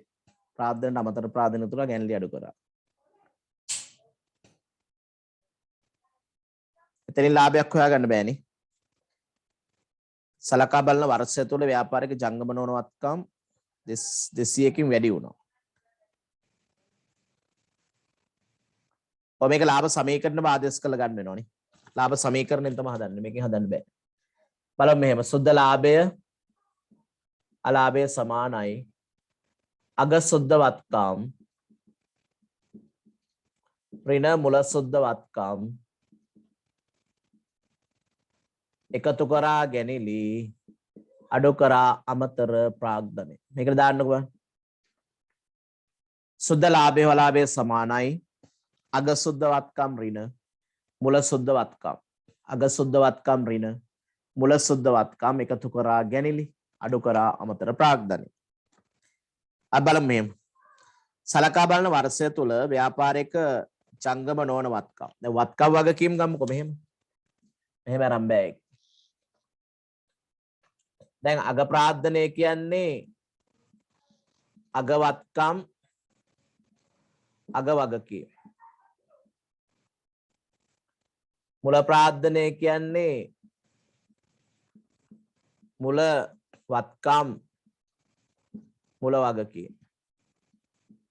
කොහොමනේ? අග ප්‍රාග්ධනය නැත්නම් අග සුද්ධ වත්කම් කියන අග වත්කම් සහ අග වගකීම් අතර වෙනසට මුල ප්‍රාග්ධනය කියන්නේ නැත්නම් මුල සුද්ධ වත්කම් කියන්නේ මුල වත්කම් සහ මුල වගකීම් අතර වෙනසටනේ. එතන සලකා බලන වර්ෂය තුල ව්‍යාපාරික ජංගම නොවන වත්කම් 200කින් වැඩි වුණා. ඔව්. සලකා බලන වර්ෂය තුල ජංගම නොවන වත්කම් 200කින් වැඩි වුණා. එතන අපි හිතමුකෝ මුල ජංගම වත්කම් 100ක් තිබ්බා කියලා. මුල 100ක් තිබ්බා නම් අග ජංගම නොවන වත්කම් 300ක් වුණා. නිකන් උපකල්පනයක් කරන්නකෝ. හරි. මුල ජංගම නොවන වත්කම් නේ. වර්ෂය තුල සලකා බලන වර්ෂය තුල ව්‍යාපාරික ජංගම නොවන වත්කම් ප්‍රමාණය 200කින් වැඩි වුණා කියන්නේ මෙතන 100ක් තිබ්බා නම් මෙතන 300ක් වුණා. ඒක හරි. ජංගම වත්කම් 50කින් අඩු වුණා. ජංගම වත්කම් 100ක් තිබ්බා නම් මෙතන 50යි. අග වෙනකොට. මුල 100ක් තිබ්බා නම් අග ජංගම වත්කම් 50 දක්වා අඩු වෙලා තියෙනවා. හරිද? ජංගම වත්කම් 50කින් අඩු යද්දී. ජංගම නොවන වගකීම් අද වක්කීම් කොටයක්. ජංගම නොවන වක්කීම් 80කින් වැඩි වෙලා. මෙතන 100ක් තිබ්බනම් මෙතන 180ක් තිබිලා. මුල 100ක් තිබ්බනම් අග වෙනකොට කීයක් වෙලාද? ජංගම නොවන වක්කීම් 80කින් වැඩි වුණා. මෙතන 100 නම් මෙතන 180ක් වෙලා. ආය ජංගම වගකීම් 30කින් අඩු වුණා. මෙතන 100 නම් මෙතන 70යි ජංගම වක්කීම්. ආද අග ප්‍රාර්ථන නිසා මුල ප්‍රාර්ථන මට හොයාගන්න පුළුවන්. එම් පොඩි උපකල්පනයක් කරලා බලන්න. එකපාරට නැත අමාරුයි.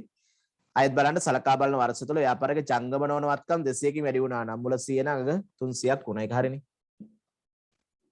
ඊළඟට ජංගම වත්කම් 50කින් අඩු වුණා. මෙතන 100 නම් මෙතන 50කින් අඩු වෙලා. ජංගම නොවන වක්කීම් 80කින් වැඩි වුණා. මෙතන 100 නම් මෙතන 180ක් වුණා. ජංගම වක්කීම් 30කින් අඩු වුණා. 100 නම් 70 දක්වා බැස්සාග වෙනකොට. හරි. එහෙනම් මම මෙතන හොයාගන්නවා මුල ප්‍රාර්ථනයේ සහ අග ප්‍රාර්ථනය බලන්න. අග මුළු වත්කම් මට උපකල්පනයෙන් ආව 350. මෙතන 350. අග මුළු වත්කම් අග මුළු වගකීම් ආව 250. හරිද? එහෙනම් අග ප්‍රාර්ථනය කීයද මට එන්නේ 230යි නේ. 100. අග ප්‍රාර්ථනයේ අග සුද්ධ වත්කම් 100. අග සුද්ධ වත්කම් 100. හරිද?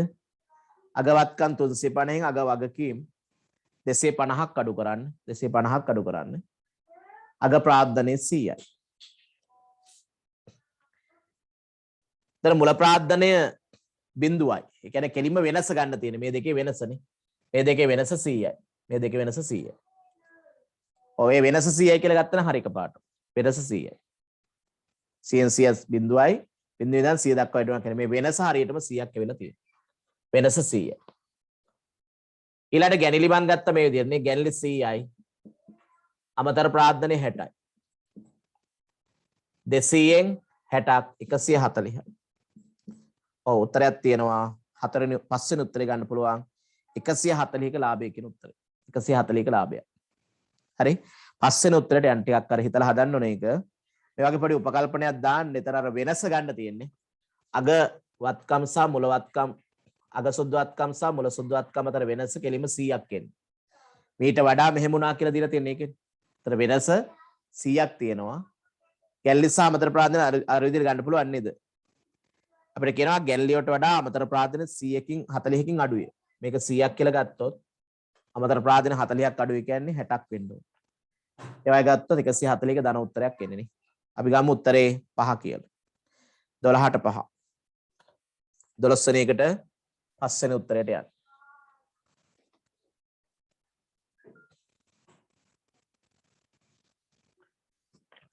ඊළඟට අපි යන් 13 වෙනි ප්‍රශ්නෙට. ප්‍රශ්නාංක 13 බලන්න. ප්‍රශ්නාංක 13 බලන්න. ඒක ලේසි ප්‍රශ්නයක්. මොකද්ද කියන්නේ? තනි පුද්ගල ව්‍යාපාරයක හටගත් ගනුදෙනුවක් නිසා පහත බලපෑම හටගෙන ඇත. හිමිකම 10000ක් වැඩි වෙලාලු, වගකීම් 10000ක් අඩු වෙලාලු. ඔව්. වත්කම් සමානයි, හිමිකම් දන වගකීම්.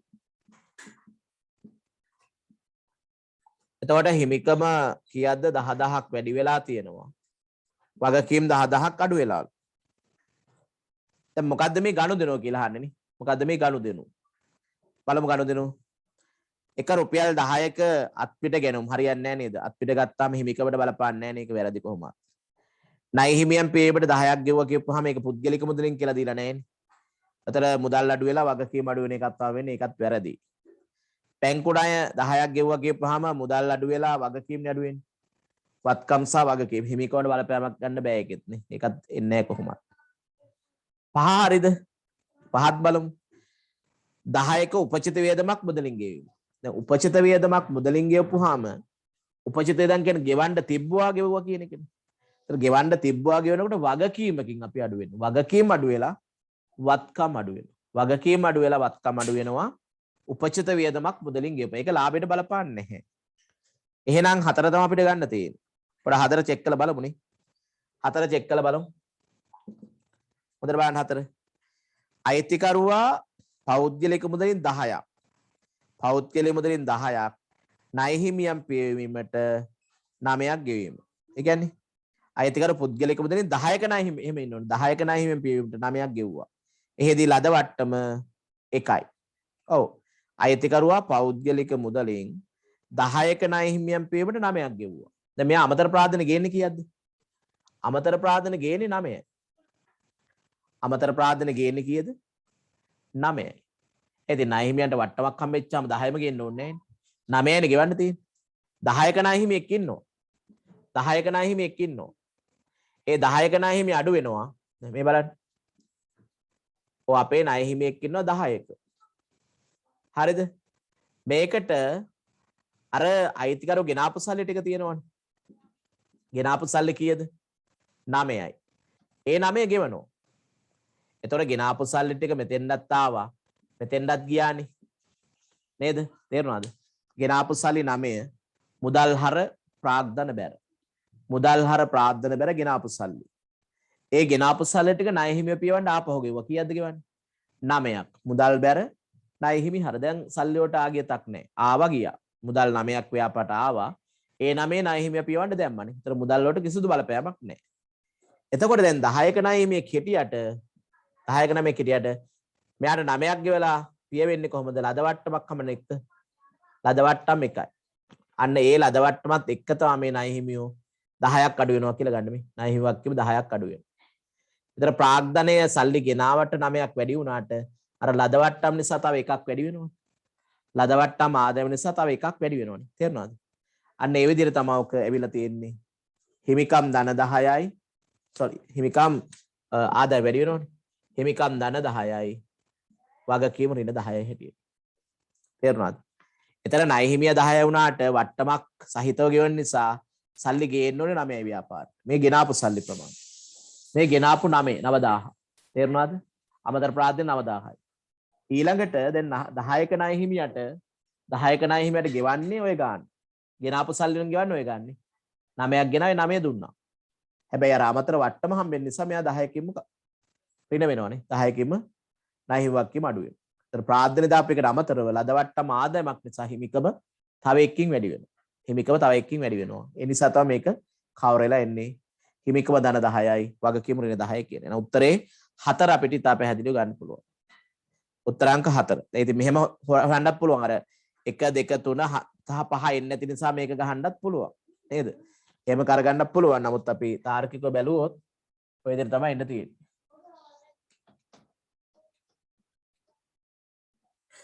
හරි. ඒතර මේක ඉර ගහ ගන්නවට වඩා අපි අර අමතර දැනුම ලබා ගන්න එක තමයි මේක වෙන්න ඕනේ නේ. ඉර ගහ ගන්න එක දැන් මේක මට උත්තර 20ට අට්ටක් ගාලා හදාගෙන ආවා නම් මට ටක් ගාලා කී හැකි මේකට එක මේකට දෙක මේකට තුන එහෙම කියලා විනාඩි 10ට 5ට ඉවර කරගන්න පුළුවන්. හරි දැන් මේක හොඳටම හදපයත් ඉන්නවා. නමුත් අර සමහර අයට ගැටලුත් තියෙන්න පුළුවන් නේ. ඒ සමන් ගොඩාක් අර අමතර කාරණාත් එක්ක තමයි විස්තර කරගෙන යන්නේ.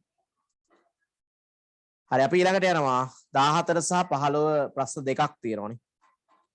ඔව් 14 සහ 15 ප්‍රශ්න දෙකට යන්න ඉක්මනට. මොකද්ද කියන්නේ?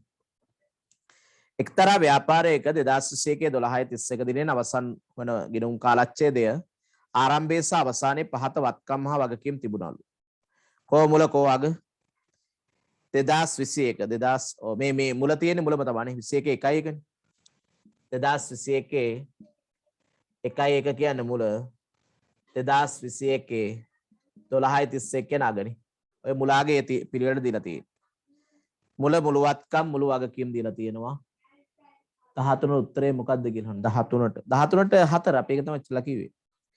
13ට 4 නේ උත්තරේ. එයි අර සමීකරණ මේ විදිහට මාවන්නේ නේද? හරි. තේරුණාද ඒක? වත්කම් සමානයි හිමිකම් ධන වගකීම්. ඒක අපි 4නේ අනිත් ඒවා එන්නේ නැහැ කියලා කතා කරා. 4 එන්නේ කොහොමද කියලාත් කතා කරා. අයිතිකරුවා පුද්ගලික මුදලින් 10ක ණය හිමියන් පියවට 9ක් ගෙවීම. 10ක ණය හිමියන් පියවට 9ක් ගෙවනවා කියන්නේ අමතර ප්‍රාර්ථන කියන්නේ 9. මේ බලන්න ආයත වෙන. තරොන්න ණය හිමියෝ ඉන්නවා. ණය හිමින 10ක්. මේ ණය හිමියට අයිතිකරු ගෙදරින් ගෙවන්නේ කීයද බලන්න මේ. ඔන්න ගෙදරින් සල්ලි ගෙනවා 9ක්. මේ ප්‍රාර්ථන.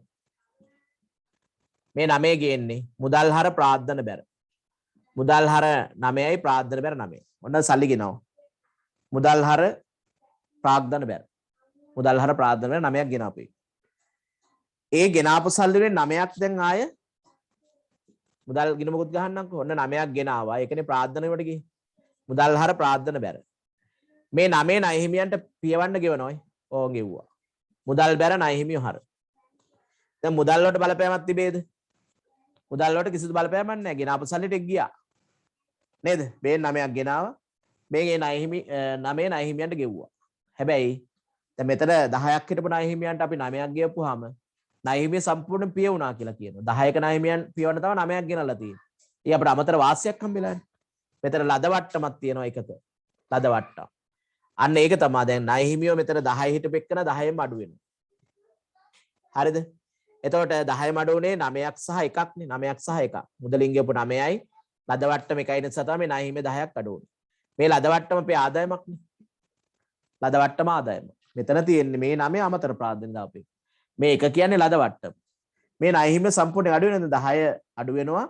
මුදලින් 9ක් ගෙවලා වට්ටම් එක්කුත් හම්බෙච්චාම 10ක ණය හිමිය අඩු වෙනවනේ. එතන හිමිකම් වලට ධන 10ක් වෙලා තියෙනවා. වගකීම් වලට ඍණ 10ක් වෙලා තියෙනවා. හරිනේ. ඒකනේ මේ සමීකරණ දීලා තියෙන්නේ. හිමිකම් ධන 10යි වගකීම් ඍණ 10යිනේ. එතකොට හතරවෙනි එක තමයි සමීකරණත් එක්ක යන ප්‍රකාශනේ. ඒ නිසා 13ට 4 ගන්න.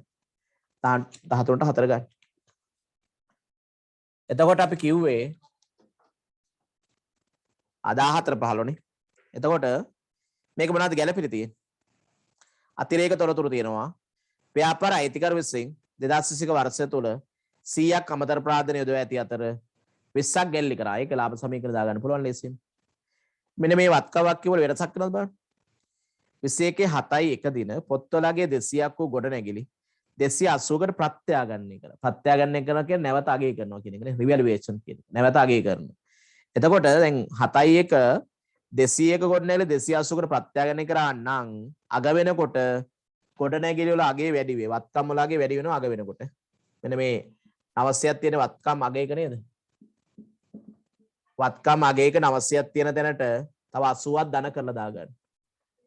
ප්‍රත්‍යාගන්නේ කරා කියන්නේ ගොඩනැගිලි වල අගේ වැඩි වුණා කියන එක. ප්‍රත්‍යාගන්න අගේ ගොඩනැගිලි කිරීමේ ගලපා ඇත. ගොඩනැගිලි හැර අනෙකුත් සියලු වත්කම් ජංගම වත්කම් නිරෝධනය කරයි. ගොඩනැගිලි හැර අනෙකුත් සියලු වත්කම් ජංගම වත්කම් නියෝජනය කරයි. දැන් මෙතන මේකත් එක්ක ගොඩනැගිලි තියෙනවා. ඒතු ටික ඔක්කොම ජංගම වත්කම් කියලා ගන්න. හරි. එතකොට බලමු අනෙකුත් සියලු හරි. දැන් ව්‍යාපාරේ ලාභය කීයද කියලා අහනවා. දැන් අග වත්කම් වගකීම් කීයද? අග වත්කම් 980ක් තියෙන මේකත් එක්කනේ 980යි 250ක් වගකීම් 30යි 730යි අග ප්‍රාර්ථන 730ක් නේද අග ප්‍රාර්ථනෙන්නේ 21 12යි 31 අග කියලා ගත්තොත් වත්කම් අර ප්‍රත්‍යාගන්නයත් එක්ක 980ක් තියෙනවා වගකීම් 250ක් තියෙනවා 730ක් කියලා ගමු මුල 450යිනේ මුල වත්කම් වලින් වගකීම් අඩු කළා බලන්න වත්කම් 600 වගකීම් 150 කියන මුල ප්‍රාර්ථන 450 ගැනෙලි කීයද ව්‍යාපාර අයිතිකරු විසින් 21 වර්ෂ තුලදී 100ක් අමතර ප්‍රාර්ථන 20ක් ගැනෙලි 100ක් අමතර ප්‍රාර්ථන 20ක් ගැනෙලි 20ක් ගැනෙලි මොන අපි ආදේශ කරා අග ප්‍රාර්ථනේ ඍණ මුල ප්‍රාර්ථනේ එකතු කරා ගැනෙලි අඩු කරා අමතර ප්‍රාර්ථන දැන් බලන්න සුළු කරපුවාම ලාභය උත්තර එනවද කියලා හරියටම 730න් 450 13න් 5ක් 8යි 6න් 4ක් 2යි 280ට තව 20ක් එකතු වෙනවා 300යි 300න් 100ක් 200යි ඔය ලක්ෂ 2යි එහෙනම් අපි ගම්මු ඉහත ව්‍යාපාරයේ 2021 12/31 දිනෙන් අවසන් වර්ෂයේ මෙහෙයුම් ලාභය ලක්ෂ 2යි ඒකේ අතන අර කියනවා මේ දෙවෙනි එකෙන් 2021 7යි 1 දින පොත්වලගේ 200ක් වූ ගොඩනැගිලි 280ට ප්‍රත්‍යාගන කර තිබුණි ප්‍රත්‍යාගනගේ ගොඩනැගිලි කිරීමේ ගලපා ඇත කියලා තියෙන්නේ නේද? ඒතර ගලපා නැත කියලා හදාගමු නේද? ගලපා ඇතනම් ආයේ නැවත ගලපන්න දෙයක්වත් නැහැ. මේක 1.20ක උත්තරයක් නම් තියෙනවා. හැබැයි ඒක එහෙම ගත්තත් උත්තරයක් එනවා නේද? 900න් 250 ගත්තොත් දැන් ගලපා ඇත කිව්වොත් ඒක ASCII තියෙනවා කියලා හිතන්න පුළුවන්. 900න් 250ක් 50යි 650යි. ඒතර 700 නෙමෙයි 650න් අපි අඩු කරන්නේ 450. 200යි. 220යි 120යි එකත් ගන්න පුළුවන් එහෙම වුණොත්. මොකද කරන්නේ කොහොමද ගත්තේ? 2021 7යි එක දින පොත්වල ලක්ෂ 2ක් වූ ගොඩනැගිලි 2,80,000 ප්‍රත්‍යායන තිබුණි. ප්‍රත්‍යායනගේ ගොඩනැගිලි ගලපා ඇත. ඊළඟ ප්‍රශ්නේ පොඩ්ඩක් බලන්න. එතකොට ඒක වෙනසක් හඳුනා ගන්න වෙනවද කියලා බලන්න. 15 වෙනි එකේ බලන්න. 2021 12:31 දිනට ශේෂපත්‍රය කියන්නේ මූල්‍ය තත්ත්ව ප්‍රකාශය කියන එකමයි. ශේෂපත්‍රය කියන්නේ මූල්‍ය තත්ත්ව ප්‍රකාශය. හරි. පෙන්눔 කරන ගිණුම් කරන මූලිකාංග ඇතුළත් වන නිවැරදි කාණ්ඩය. අග නේ අග සුද්ධවත්කම අපිට ආවේ කීයද? මේකේ හැටියට නම් 730යි. ඔව් අග සුද්ධවත්කම් 730ක් එන උත්තරයක් නෑ නේ. මෙතනින් ආවේ 650යි. හරි. එහෙනම් අර ගලපලා ඇත කියන උත්තරේ ගන්න වෙන්නේ. ගලපා ඇත කියන්නේ ඒක අරකට ගලපන්න යන්න එපා. මේකට ගලපන්න යන්න එපා. මෙහෙම ගන්න 650. එහෙම හදාගන්න. හරි. ඒකේ ගලපා ඇත කියලා තියෙන නිසා අපි ඒක ගන්න නැතුව ගන්නෙ. 2000 බලන්න 2021 7යි එක දින පොත්වලාගේ 200ක් වූ ගොඩනැගිලි 280 ප්‍රත්‍යායන කර තිබුණි. ප්‍රත්‍යායනගේ ගොඩනැගිලිගේ ගලපා ඇත. එහෙනම් නැවත අපි ගලපන්නේ නැහැ. නැවත ගලපන්නේ. එතකොට අග ප්‍රාර්ථනය කියලා ගන්න 900න් 250ක් අඩු කරමු. 650යි. මුල ප්‍රාර්ථනය 450 එනවනේ 600 150 නේ. ගැලලි 20ත් හරි අමතර ප්‍රාර්ථනය අමතර ප්‍රාර්ථනික 100යි නේ. 200 220 120ට යන උත්තර. එහෙනම් 14ට 4 කියලා ගන්න. 14ට 4 120 ගමු. 14 වෙනි ප්‍රශ්නෙට 4 වෙනි උත්තරේ ගන්න. 1,20,000 මේ විදිහට ගන්න. ඒ කියන්නේ ප්‍රත්‍යා ගන්නත් එක තමයි දීලා තියෙන්නේ කියලා හිතුවනම් හරි. ඊළඟට අපි යන් 15 වෙනි එකට ඒකම කොටසක් 21 12:31 දිනට මූල්‍ය තත්ත්ව ප්‍රකාශ කියලා හදාගන්න. පෙන්눔 කරන ගිණුම් කරන මූලිකාංග ඇතුළත් නිවැරදි කාණ්ඩය. සුද්ධවත්කම් 650 මේකනේ. අග සුද්ධවත්කම් 650. ඔන්න පළවෙනි උත්තරේ 650ක් එන්න ඕනේ. 650 උත්තර දෙකයි තියෙන්නේ. අග මුළු වගකීම් කීයද? ඒක නම් වෙනසක් නෑ. 250යි. ඔව් 250යි අග මුළු වගකීම්. ජංගම නොවන වත්කම්. ජංගම නොවන වත්කම් අපි ගම්මු. ගොඩනැගිලිනේ. ඒතර ගොඩනැගිලි හැර අනෙකුත් සියලු වත්කම් ජංගම වත්කම් නියෝජනය කරයි. ඒතර 280ක් ගොඩනැගිලි තියෙනවා. ජංගම වත්කම් කීයක් තියෙනවද? ඒකට මුළු වත්කම් තියෙන්නේ මුළු වත්කම් 900යි නම් ඒක ඇස්සේ ගොඩනැගිලි 280ක් තියෙනවා නම් 20යි 8න් 2ක් 6යි. මෙන්න මේ ඉලක්කම් පෙළේ තෝරන්න. මේ ඉලක්කම් තියෙන පෙළේ තෝරන්න. සුද්ධවත්කම් අග 12:31 නේ 650. මුළු වගකීම් 250. ජංගම නොවන වත්කම් කියන්නේ අර ප්‍රත්‍යාගණනය කරපු ගොඩනැගිල්ල නැවත අගය කරපු ගොඩනැගිල්ල 280යි. ජංගම වත්කම් මේක හැර ඊටු ටික 900න් මේක අඩු කරලා ගන්න 620 උත්තරේ එකනේ. පළවෙනි උත්තරේ වඩා නිවැරදි. උත්තරාංක 1 ගන්න. උත්තරාංක 1. පිළිතුරු අංක 1. 15ට 1. right 16 ඒකත් ලේස එකක්. ව්‍යාපාරයක ණය හිමියෙකුට ගෙවිය යුතු ලක්ෂ 2ක ශේෂයක් එහි අයිතිකරු විසින් පෞද්ගලික මුදල් පුද්ගලිකව පියවන ලදී නේ. එහෙම ඉන්න ඕන. පියවන අවස්ථාවේ ණය හිමියා 20000ක වට්ටමක් ලබා දුන්නා. මෙම ගනුදෙනුව වගකීම් සහ හිමිකම් වලට කරන බලපෑම. හරි. දැන් අපි නිකන් සමීකරණ දාමු. ප්‍රාග්ධනය වගකීම් වත්කම්. ප්‍රාග්ධනය දන වගකීම් සමානයි වත්කම්. දැන් ණය හිමියා 200යි. අයිතිකරු පුද්ගලික මුදලින් පියවලු. හැබැයි පියවන අවස්ථාවේ 20ක වට්ටමක් ලැබුණා. දැන් 20ක වට්ටමක් ලැබුණා නම් 180ක් නේ ප්‍රාග්ධනය ගේන්නේ. නේද? 20ක වට්ටමක් හම්බුනා නම් ප්‍රාග්ධනය ගේන්නේ කීයයිද? ප්‍රාග්ධනය ගේන්නේ 120ක්. ප්‍රාග්ධනය ගේන්නේ 180. 20ක් වට්ටම්නේ. හරි. එතකොට නමුත් අපි 200ක ණය හිමියෙක් පියවනවා. 200ක ණය හිමියෙක් පියවනවා. 200ක ණය හිමියෙක් පියවන්නේ අපිට 20ක අමතර වට්ටමකුත් එනවා. අමතර වට්ටම 20යි. ඒතර මුදලින් ගෙනල්ලා තියෙන්නේ 180ක්. මුදල් හර 180යි ප්‍රාග්ධන බැර 180යි. හරි ප්‍රාග්ධන 180ක් තමයි එන්නේ. මුදල් වලට 180ක් එනවා. දැන් ණය හිමියා කීයක් ඉන්නවද? ණය හිමියා 200ක් ඉන්නවා මෙහෙමනේ. ණය හිමියා 200ක් ඉන්නවා. ඒතර මේ ගේන සල්ලි වලින් අපි යාට ගෙවන්නේ කීයද? 180යි. ගේන සල්ලි වලින් ගෙවන්නේ 180යි. ගේන සල්ලි වලින් ගෙවන්නේ 180යි. ඒතකොට ටික ලද වට්ටමනේ. මේ 20 යනවා ලද වට්ටම් කියන විශේෂ ආදායම් ගිණුමට. ලද වට්ටම් ගිණුමට වෙනම 20ක් යනවා. ඒතර කොහොම හරි ක්‍රමයට ණය හිමියා 200ක් අඩු වුණානේ. නේද? ප්‍රාග්ධන වැඩි වුණේ 180යි. මෙතන 20 වැඩි වුණේ මොකෙන්ද? ලද වට්ටම් නිසායි. මේ 20 වැඩි වුණේ ලද වට්ටම් ආදායම නිසා තමයි 20 වැඩි වුණේ. කොහොම හරි අන්තිමට වෙන්නේ ප්‍රාග්ධනයේ 100ක් 200ක් වැඩි වෙලා වගකීම් 200ක් අඩු වෙන්නේ. උත්තරේ කොහොමද?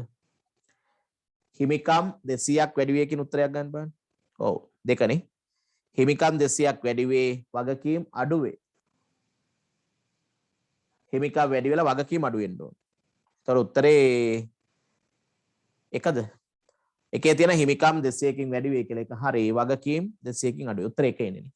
පළවෙනි උත්තරේ ගන්න. 16ට 1. 16ට පළවෙනි උත්තරයට යන්න පුළුවන්. ඒ තියෙන්නේ හිමිකම 200ක් වැඩි වෙලා තියෙනවා වගකීම් 200ක් අඩු වෙලා තියෙනවා. අපි යන් 17 වෙනි ප්‍රශ්නෙට. ප්‍රශ්නාංක 17.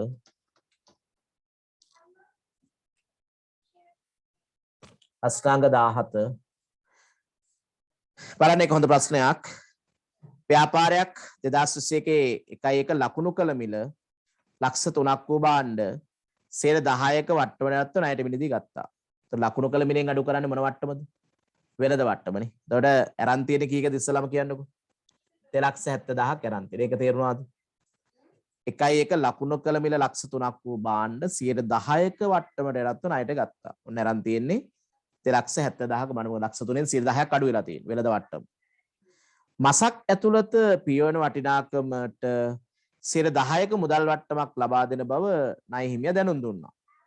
ණය හිමියන්ට ගෙවද්දි වට්ටමක් හම්බ වෙනවනේ 10%ක්.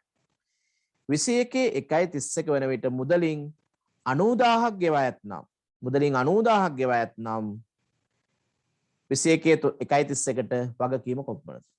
උත්තරය අපේ දාන්න බලන්න. 14 කීයද ආවේ? 14 පිළිතුර දාන්න. අපි විනාඩි 10කින් ඉවර කරන්න. දකින්න 8 වෙනකොට ඉවර කර හැකියි. ඔව් උත්තරයක් ආවේ නැත්නම් 17ට. අපේ දාන්න. නැද්ද? හදලානේ. මේමයි එනවා. එතන මසක් ඇතුළත පියවනකොට 10%ක අමතර වට්ටමක් හම්බ වෙනවා. දැන් කවද්ද මේ ණයට ගත්තේ මේවා? 21 1 නේ. උත්තරේ 2 කියලා දාන්න බලමු. පිළිතුර 2 කියලා එක්කෙනෙක් දාන්න. තනුස්ක ගුණසේකර. එතකොට දැන් මෙහෙමයි. දැන් අපි 2021 1 ලක්ෂ 3ක ඒවා ගත්ත 10%ක වට්ටමක් සහිතව. එතකොට එකක් 2,70,000 තමයි ගන්න. ඒක හරි නේද? 2 කියලා දානවා බලමු. ඊළඟට දැන් මසක් ඇතුළත පියවලා තියෙනවා 1.31 ගෙව කියන මාසයක් ඇතුළත ගෙවලානේ ඉතින් කොහොමද? නේද? ඒතර මසක් ඇතුළත ගෙවනකොට 10%ක වට්ටමක් හම්බ වෙනවා.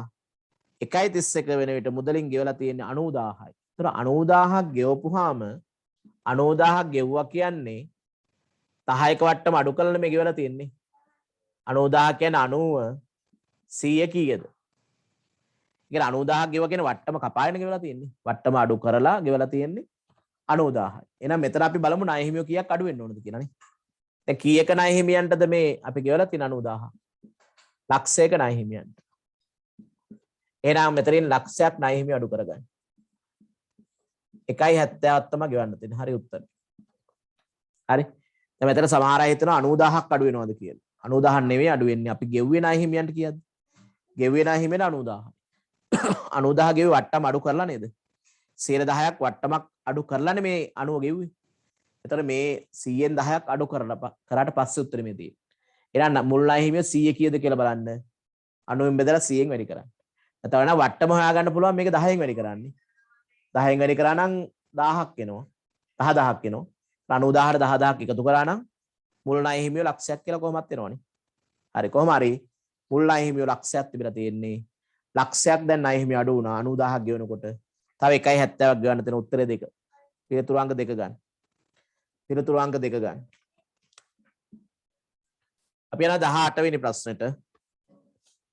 ගිණුම්කරණයේ මූලික පරමාර්ථය නොව පරමාර්ථයට අදාළ සුදුසුම ප්‍රකාශය. ඔව් ඒක නම් ලේසි එක හැමදාම ගිණුම්කරණයේ අහන ප්‍රශ්නයක්. ගිණුම්කරණයේ මූලික පරමාර්ථයට අදාළ සුදුසුම් ප්‍රකාශය. ගිණුම්කරණයේ මූලික අරමුණ නැත්නම් පරමාර්ථය මොකක්ද? කළමනාකරන තීරණ සඳහා අවශ්‍ය සියලු තොරතුරු sannivedanaya කිරීම. ව්‍යාපාරික මූල්‍ය ප්‍රතිඵල අර්ථකථනය හා විශ්ලේෂණය. ඒවත් වෙනවා. ඉතින් ඒවා ගිණුම්කරණයේ කාර්යයන්නේ නේද? සියලු ව්‍යාපාරික ගනුදෙනු උත්තරාංක 4 කියලා දාන්න බලමු. සියලු ව්‍යාපාර ගනුදෙනු ලෙජර් ගිණුම් වල හා මූලික පොත්වල ලියා මූල්‍ය ප්‍රකාශන පිළිල කිරීම. ව්‍යාපාරික තොරතුරු අවශ්‍ය සියලු පාර්ශ්වයන් ඔවුන්ගේ තීරණ ගැනීම සඳහා තොරතුරු sannivedana කියලා. උත්තරේ 4 වඩා නිවැරදියි. ඇල්මැති පාර්ශ්වයන්ට තීරණ ගැනීම සඳහා තොරතුරු ලබා දෙන එක තමයි ගිණුම්කරණයේ ප්‍රධාන අරමුණ පරමාර්ථය හැටියට අපි ගන්නෙ. එහෙනම් 18 4 වඩා නිවැරදි. ගිණුම්කරන ක්‍රියාවලියට අයත් පහත කාර්යයන්හි අනුපිළිවෙල. ඉස්සලා මේක පිළිවෙල දාගන්න වෙන තැනක. ඊට පස්සේ උත්තරේ තෝරන්න. 19 බලමු අපි. ඉස්සලාම එන්නේ දැන් මේක තියෙන විදිහට ගන්නනේ. ඔව් ඉස්සලාම් පුළුවන් අපිට මූලාශ්‍ර ලේඛන සැපීම කියන එකට යන්නනේ. ගනුදෙනු වලට අදාළ මූලාශ්‍ර ලේඛන හතරවෙනි උත්තරේ කියලා දාන්න. මූලාශ්‍ර ලේඛන සැපීම. ඔව් මූලාශ්‍ර ලේඛන පිළිවෙල කරනවා. තොරතුරු ඒක රාශී කරලා ඒක රාශී කරන්නේ මූලාශ්‍ර ලේඛන මගින්නේ. ගනුදෙනු සිදු වුණාට පස්සේ මූලාශ්‍ර ලේඛන මගින් එකතු කරනවා. එකතු කරලා මූලික සටහන් පොත්වල වාර්තා කිරීම කියලා එකක් තියෙනවනේ. තොරතුරු එක් රැස් කරා වාර්තා කරා. මූලාශ්‍ර ලේඛන මගින් එකතු කරලා මූලික සටහන් පොත්වල ලිව්වා. ගනුදෙනු මූලික සටහන් පොත්වල වාර්තා කිරීම. ඊළඟට මූලික සටහන් පොත්වල ලිව්වා ගනුදෙනු හරබැර යොදාගෙන ලෙජරේට ගන්න ඕනේ. ඔව් ගනුදෙනු ලෙජරේට පිටවත් කිරීම තමයි ඊළඟට එන්නේ. දැන් මූලික සටහන් පොත්වල ලියලා උපයෝගී පොත්වල ලියලා හරබැර යොදාගෙන ලෙජරේට ගන්න ඕනේ. හරබැර යොදාගෙන ලෙජර් ගිණුම් වලට පිටපත් කරනවා. දැන් ලෙජර් ගිණුම් ටික ශේෂ පිරික්ස වල දාලා තමයි මූල්‍ය ප්‍රකාශ පිළියෙල කරන්නේ. මූල්‍ය ප්‍රකාශ පිළියෙල කරන එක A. මූල්‍ය ප්‍රකාශ වල තොරතුරු අර්ථකථනය කරන එක පස්වෙනි කරන්නේ. දැන් මූල්‍ය ප්‍රකාශ හදලා ඒවා අපි වගු ආකාරයෙන් ඉදිරිපත් කළා ප්‍රස්තාර ස්වරූපයෙන් හදලා නේද? ඒවා විශ්ලේෂණය සහ විවරණය කරන්නේ මූල්‍ය ප්‍රකාශ හදුවට පස්සේනේ. දැන් මේ ටික තියෙන්නේ කොතනද? CDB AE පහ තියෙන්නේ. පහ කියලා දැම්ම සමහර අය උත්තරේ. එහෙනම් පස්වෙනි එක කියලා ගමු උත්තරේනේ. පහ තමයි හරි. ඊට මුලින්ම වෙන්න ඕනේ C. ඒ කියන්නේ ගනුදෙනු ගනුදෙනුට අදාළ මූලාශ්‍ර ලේඛන සැකසීම. ප්‍රභව ලිපි ටික සකස් කරගන්න. ඊළාට මේ ප්‍රභව ලිපි හරහා මූලික සටහන් පොත්වල ලියන්න D. උපයෝග පොත්වල ලිව්වා. දැන් හරබැර යොදාගෙන අපි ලෙජරේට ගන්න ඕන තොරතුරුනේ. ගනුදෙනු ලෙජරේට වත් කිරීම B. දැන් ඒක අර ශේෂ පිරික්සම් පිළිවෙල කිරීම කියන අදිර දීලා නැහැ. දැන් මේ ලෙජරේ තියෙන තොරතුරු ටික බලලා අපි ශේෂ කරලා තුලණය කළ ගිණුම් ටික ශේෂ පිරික්සම හදලා ඊට පස්සේ මූල්‍ය ප්‍රකාශන හදනවා. A. මූල්‍ය ප්‍රකාශන පිළිවෙල කිරීම. ඊළඟ මූල්‍ය ප්‍රකාශන අපි තවදුරටත් විශ්ලේෂණය කිරීමක් විවරණය කිරීමක් කරනවා. වගු ආකාරයෙන් තොරතුරු ඉදිරිපත් කරන එක, ප්‍රස්තාර හදන එක, ගිණුම් කරන අනුපාත පිළිවෙල කරන එකනේ. අනේකට තමයි විශ්ලේෂණය සහ විවරණය කියලා කියන්නේ. එහෙනම් E අන්තිමට එන්න ඕනේ. මේ උත්තරේ තියෙන පහේ. අවසාන ප්‍රශ්නට යන් අපි 20. ප්‍රශ්නාංක 20. ඒක මොකක්ද තියෙන්නේ? සාගර 2021 දින ලක්ෂ 3ක මුදලක් හා ලක්ෂ 6ක යන්ත්‍රෝපකරණ යොදවා ව්‍යාපාරයක් ආරම්භ කරා. ඒ කියන්නේ මුල ප්‍රාර්ථනයනේ. මුල ප්‍රාර්ථනය 900ක් තියෙනවා. මුල සුද්ධවත්කම් 900යි. 2021 ජනවාරි මාසයේ ව්‍යාපාරයේ මුළු ආදායම් 460ක් තියෙන ආදායම් මුළු වියදම් 240ක්. ඒ කියන්නේ ලාභේනේ. ආදායම් සහ වියදම් අතර වෙනසට අපි කියන්නේ ලාභය කියලා. ආදායම් සහ වියදම් අතර වෙනසට අපි කියනවා ලාභය කියලා නේ. එතකොට ජනවාරි මාසයේ මුළු ආදායම් 460යි. මුළු වියදම් 240යි. එතනින් ලාභය හොයාගන්න පුළුවන්. රුපියල් 30ක් පුද්ගලික ප්‍රයෝජන සඳහා ලබා ගත්තලු. 30ක් ගැනිලි. ගැනිලි 30ක් තියෙනවා.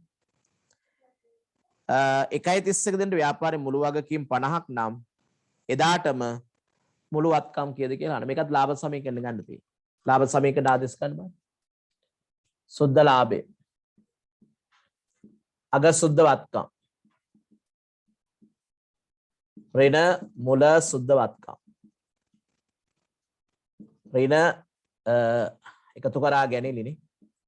අඩු කර අමතර ප්‍රාද්‍ය. තර මුල සුද්ධ වත්කම් 900 කියලා අපි දන්න ඕනේ. ඒක හරිනේ. 1.1 මේකේ මාසික තොරතුරු දීලා තියෙන්නේ. 1.1 300ක් මුදල් 600ක් යන්ත්‍ර උපකරණ. ඒතර ඔක්කොම මුල ප්‍රාද්‍යනේ 900. මුල ප්‍රාද්‍යනේ 900. ජනවාරි මාසයේ ආදාය වියදම් අතර වෙනස 220 ලාභය කියලා දාමු. 220 ලාභය කියලා දාමු. 220 ලාභය. ආදායම් සහ වියදම් අතර වෙනස ලාභය. 30ක් ගැනිලි. 30ක් ගැනිලි. 30ක් ගැනිලි. ඒතර අමතර ප්‍රාද්‍යන කියන මේකේ කිසිදු අදහසක් නැහැ. අමතර ප්‍රාද්‍යනයක් නැත. අමතර ප්‍රාද්‍යනයක් නැත. ඊළඟට 1.31 කියන මේක අගනේ. 1.31 කියන්නේ මොකද? අග. අග මුළු වගකීම් 50ක් දීලා තියෙනවා. අපෙන් අහන්නේ අග වත්කම් කීයද කියලා. එහෙනම් ඉස්සලා අග ප්‍රාද්‍යන හොයාගෙන ඉන්නකො මෙතන. අග සුද්ධ වත්කම් ඉස්සලා හොයාගෙන ඉන්න. අග සුද්ධ වත්කම් හොයාගෙන ඉන්න.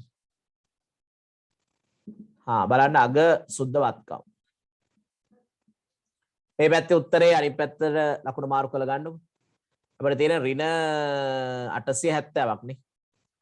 ඍණ 900 ධන 30යි කියන ඍණ 870යි.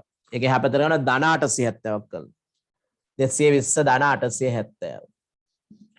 ඒතර අග ප්‍රාග්ධන එනවා 90යි 8යි 2යි 10යි. අග සුද්ධවත් කනත අග ප්‍රාග්ධනය අග සුද්ධවත් කනත අග ප්‍රාග්ධනය 1090යි. අපෙන් අහන්නේ වත්කම් කීයද කියලා අගනේ. කොහොමද ගන්නෙ? ඒක තියෙනව නේද?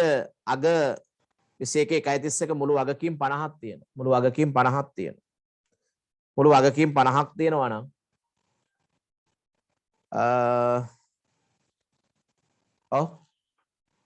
තර එන්නේ නැද්ද ඒක? ප්‍රාග්ධනය ධන වගකීම් සමානයි වත්කම්. ඒතර අහන්නේ මොකද්ද? මුළු වගකීම් 50ක් තියෙනවා. ප්‍රාග්ධනය 1080යි. වත්කම් 9/14යි. 1140ක් එන්න ඕන. කොහොමද ලැබුණේ ඒක? බලන්න අපසරයක් අපි දාපු ටික හරිද කියන්නේ? 21 1.1 කියන්නේ මුලනේ. 300ක මුදලක් සහ 600ක උපකරණ යොදා ව්‍යාපාරයක් ආරම්භ කළා. හරි. 300ක් මුදල් සහ 600ක උපකරණ යොදා ව්‍යාපාරය ආරම්භ කළා තියෙන කියන්නේ මුල ප්‍රාග්ධන මේකනේ 900යි. ඊළඟට ජනවාරි මාසයේ මුළු ආදායම් 400ටයි මුළු වියදම්. ඒතකොට එතනින් ලාභය ගන්න පුළුවන් නේ 220ක් ලාභයෙන්. 30ක් පුද්ගලික ප්‍රයෝජන සඳහා ලබා ගත්තා ගැනිලි. 21 131 මුළු වගකීම් 50ක් දීලා තියෙන්නේ මුළු වගකීම් 50ක්. එතන තව බිඳුවක් අඩුද දන්නේ නේ. බෑ වගකීම් තව වැඩි වුණොත් බෑ. ප්‍රාර්ථන දන වගකීම් සාන වත්කම්. අහන්නේ 1.31කට මුළු වත්කම්. මුළු වත්කම්. මේ දෙක එකතු වෙන්නේ බෑ නේද? 7.2 9 8.2 1090යි 9/14 1140 මොකක්දත් ඒක. මුළු වගකීම් මුළු වත්කම්. පිළිතුරක් නැහැ ඒකනේ. පිළිතුරක් නැත. වෙනසක් තියෙනවද බලන්න උත්තරයක් ආවද වෙන්නේ? ඒක තොරතුරු වැරදිනේ. උත්තරේ වැරදිනේ. මුල ප්‍රාර්ථනයේ ගැටලුවක් නැහැ. ඒක 900ක් එනවනේ කොහොමද? ඒතර මුළු ආදායම සහ වියදම අතර වෙනස තාත් ලාභය එනවනේ. 220ක් ලාභයක් එනවනේ. 30ක් ගැනිලි තියෙන්නේ. 30ක් ගැනිලි තියෙන්නේ. ඒක 300ක් වගේ දන්න තියෙන්නේ. 300ක් වගේ තිබ්බොත් 300ක් තිබ්බොත් 600යි 820යි 820ෙන් 50ක් ගියොත් 820යි 50යි 870 ඒත් නෑනේ. දැන් කපලා උත්තරේ හදාගන්න එකක් මේකේ උත්තරේ එන්නේ කීයද 1140යි. මොකක් හරි ඉලක්කම් වල ගැටලුවක් ඇති ඒකේ. ඒක දාගන්න 1140ක් අපිට මේ වගේ වෙනසක් උන්නේ මේ තියෙන උත්තර ටික හරි. අග සුද්ධවත් කරත අග ප්‍රාර්ථනය ගත්තේ 1090ක් කියලා. එතන ඒක දන වුණානේ ඒකත් හරි. එතකොට ප්‍රාර්ථන දන වගකීම් සමාන වත්කම් කියලා ගන්න තියෙන්නේ 1140 කියලා දාගන්න. ඒකේ ප්‍රශ්නේ පොඩි අඩුවක් ඇති මොකක් හරි ඉලක්කම් වල. හරි. එහෙනම් අදට අපි අවසන් කරමු. අපි මේ ප්‍රශ්න පත්‍රය සම්පූර්ණයෙන් අවසන් කරා. ප්‍රශ්න 20ක් සහ කලින් එකේ අපිට ප්‍රශ්න 3ක් තිබ්බා. ඒ ටිකත් එක්ක තමයි අවසන් කරේ. එහෙනම් අදට අවසానයි.